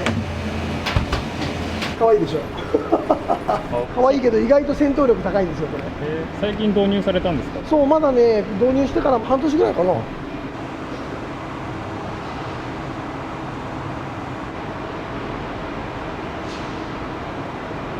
この外で販売することも考えてたんですよ。キッチンカーでやるときにフレッシュのソースを持ってってそのままその場でかけて提供するのってすごく時間のロスだし、どうしてもその手数が増えてしまうんですよ。だから冷凍のソースだったら中で湯煎をかけておいて、お客様にパスタを詰めたと上に冷凍ソース、その湯煎かけたやつを渡すとお客様もその場でも食べれるし持って帰っても食べれるんですよ。そういう利点があるので、もう冷凍ソースを作ってます。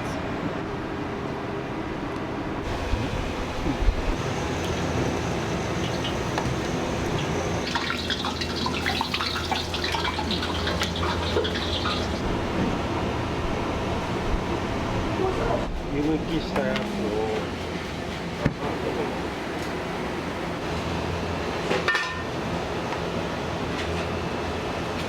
クラシックソースというのがあるんですよ。創業時の味を復刻させたソースなんですよ。うちがちょうど50周年の時に何かイベントやろうと思って、けどなかなかいいのがなくて、その時にそのレシピノートを見た時に創業の時と今僕が作っているソースだと随分違うなと思ってでちょっと一回作ってみようと思って作ったらだいぶ変わってたんでまあ面白いなと思って1ヶ月限定でやろうとしたらそれにお客さん根付いちゃうやめるって言ったらお客さんに本気で怒られて俺だからもう今ソースが2本立てですちょっとね飲んでもらうとねなんとなく分かると思ういっぺん飲んでみて酸味とあとちょっとスパイシーさが強いでしょだから昔の方がそういう方向性だったんだなとこれででんぷんを入れて絡めて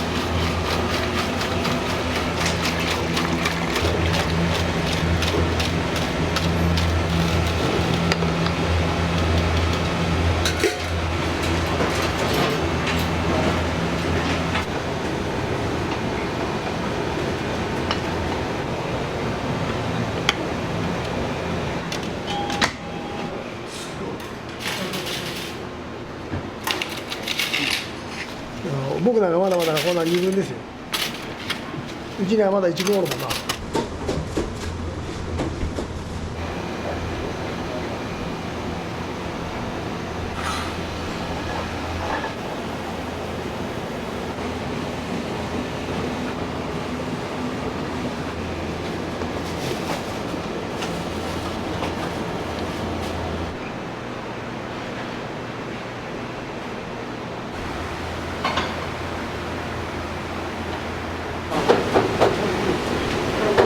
この辺にトマト入れてるの？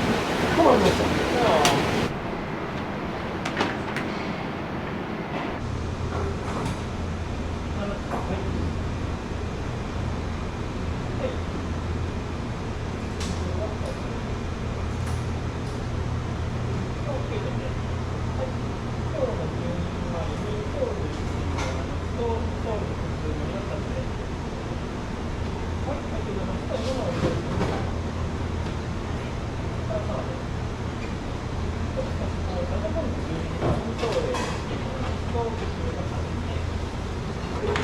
じゃあ開けますよ。はいどうぞ。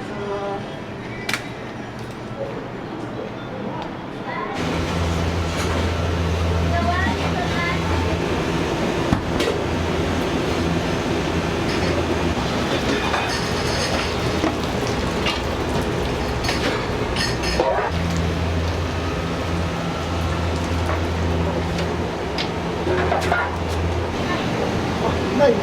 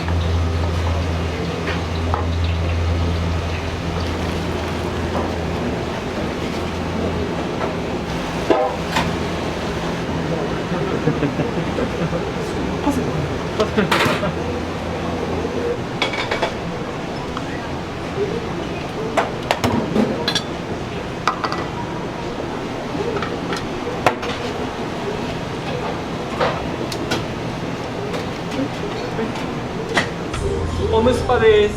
オム一丁。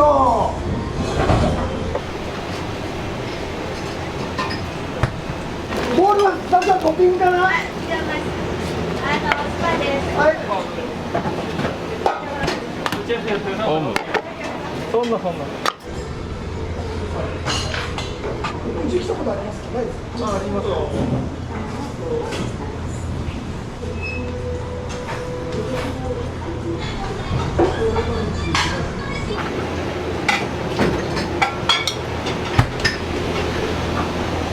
ください。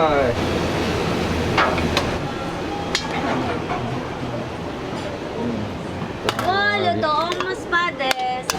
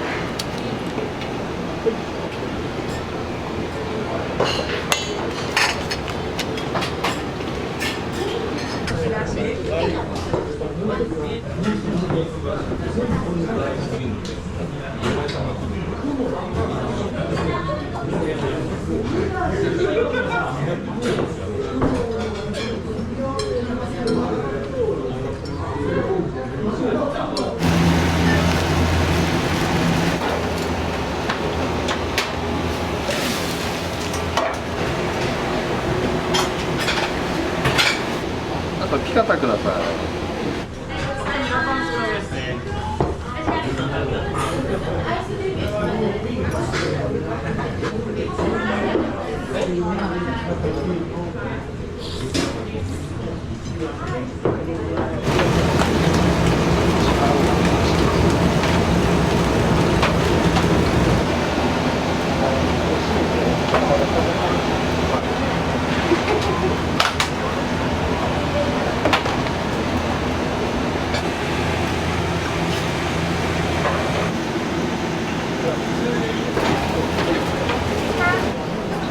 これはランチ目玉か。あ、これランチ目玉。日替わりご飯。ソールキャベツ。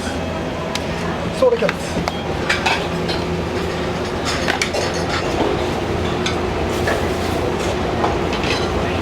ミラカントマト。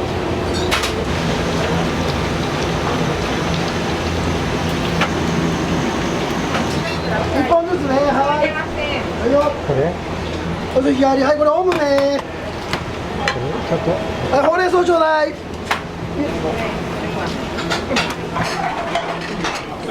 目玉ちょうだい。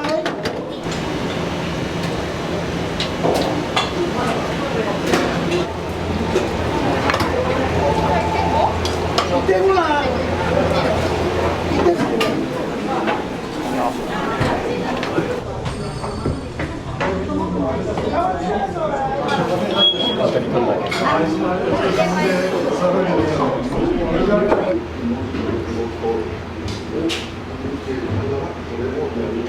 ソーレさんのいいところってあります？夜メニューもいろいろあるんで、夜飲みに来てちょっとまたこれと違うの食べるのが楽しいです。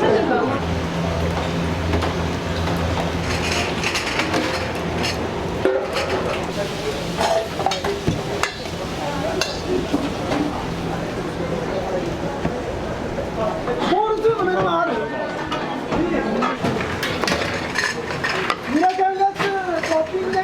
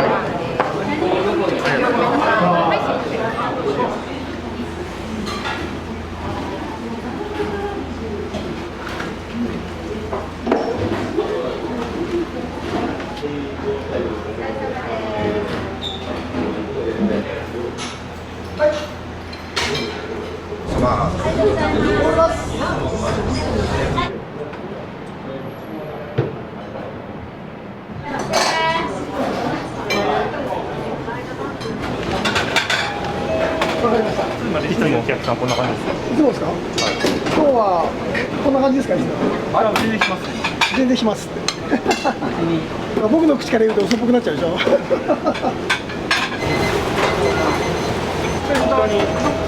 金の葉がね、出て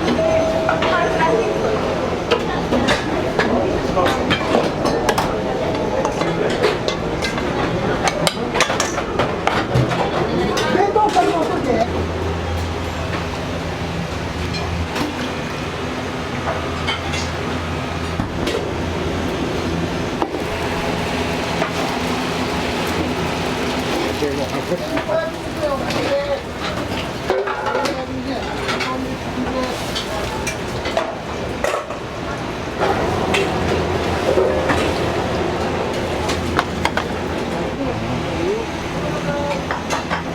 食べられなかったか。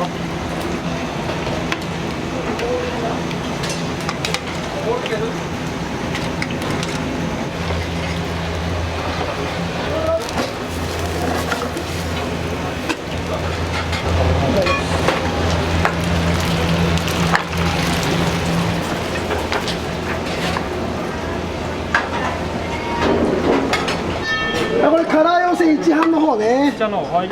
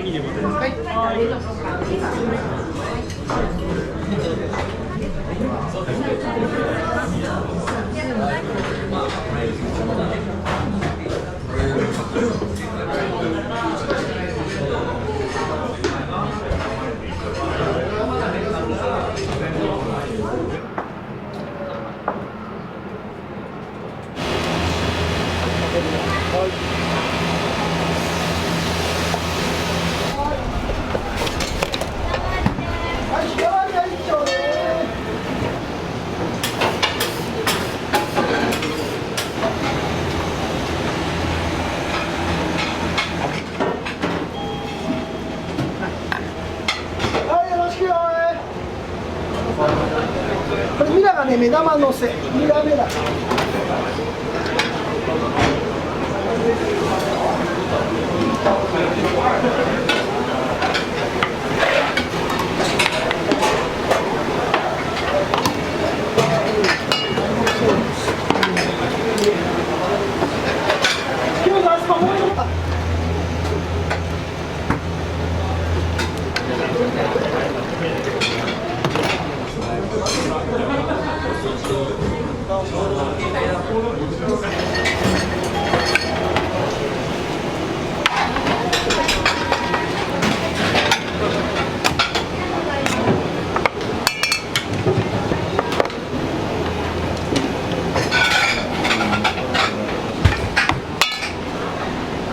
1個は卵トッピングです。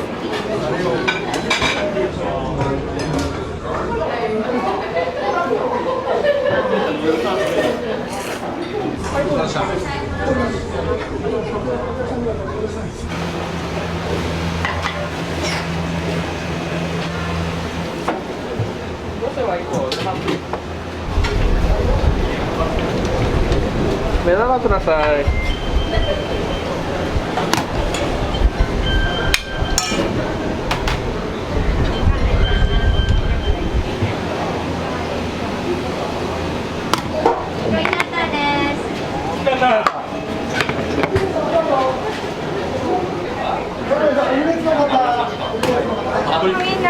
はい、じゃあもう一丁。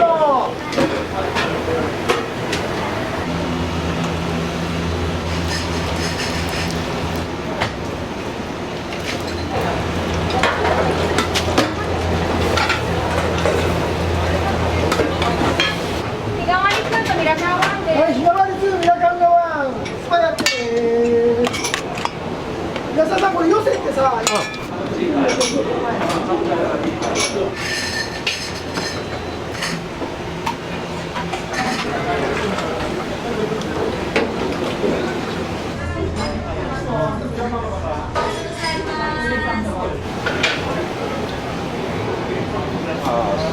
ごめんね。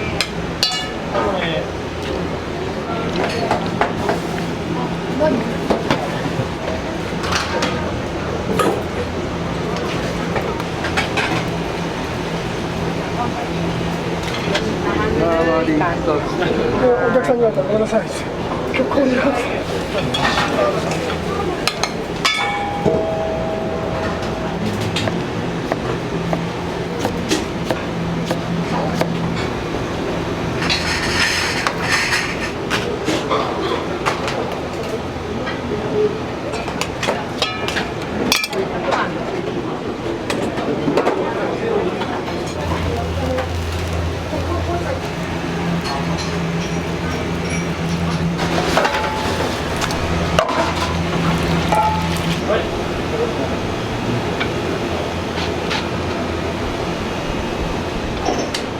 ミラカンですね。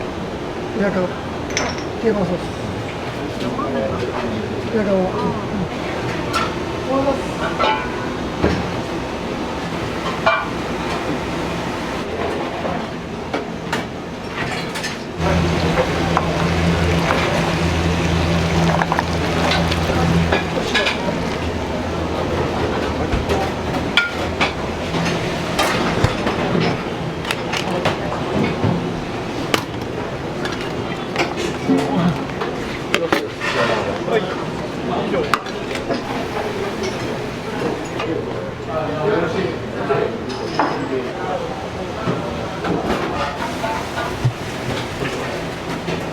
干少なめ。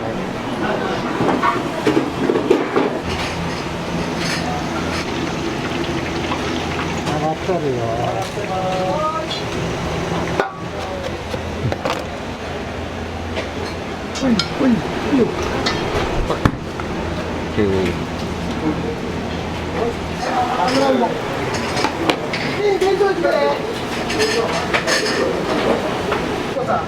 1アンド普通の後1ミンド普通。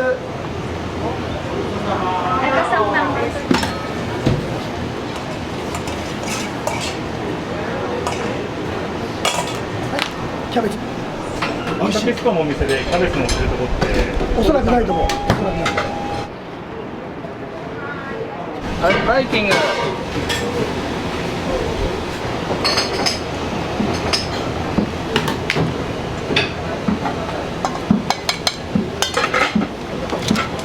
白身後でいきます。はい。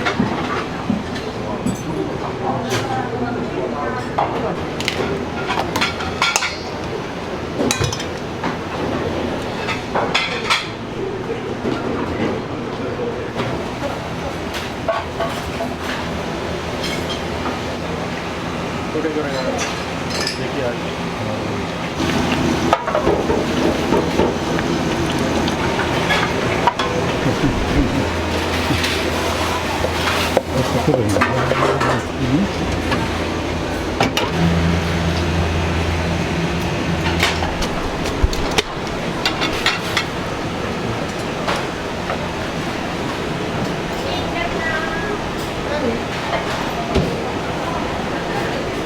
ちょっと待って。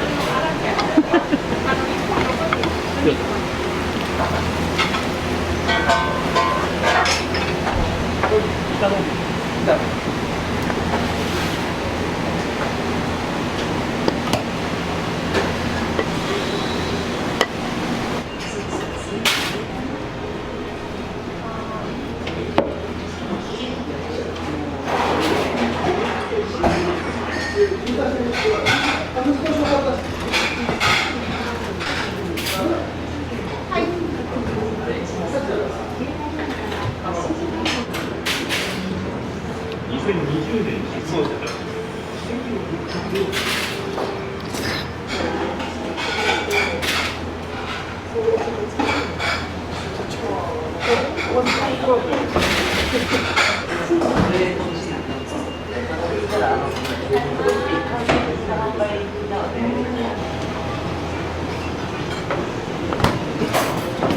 はい、よろしく。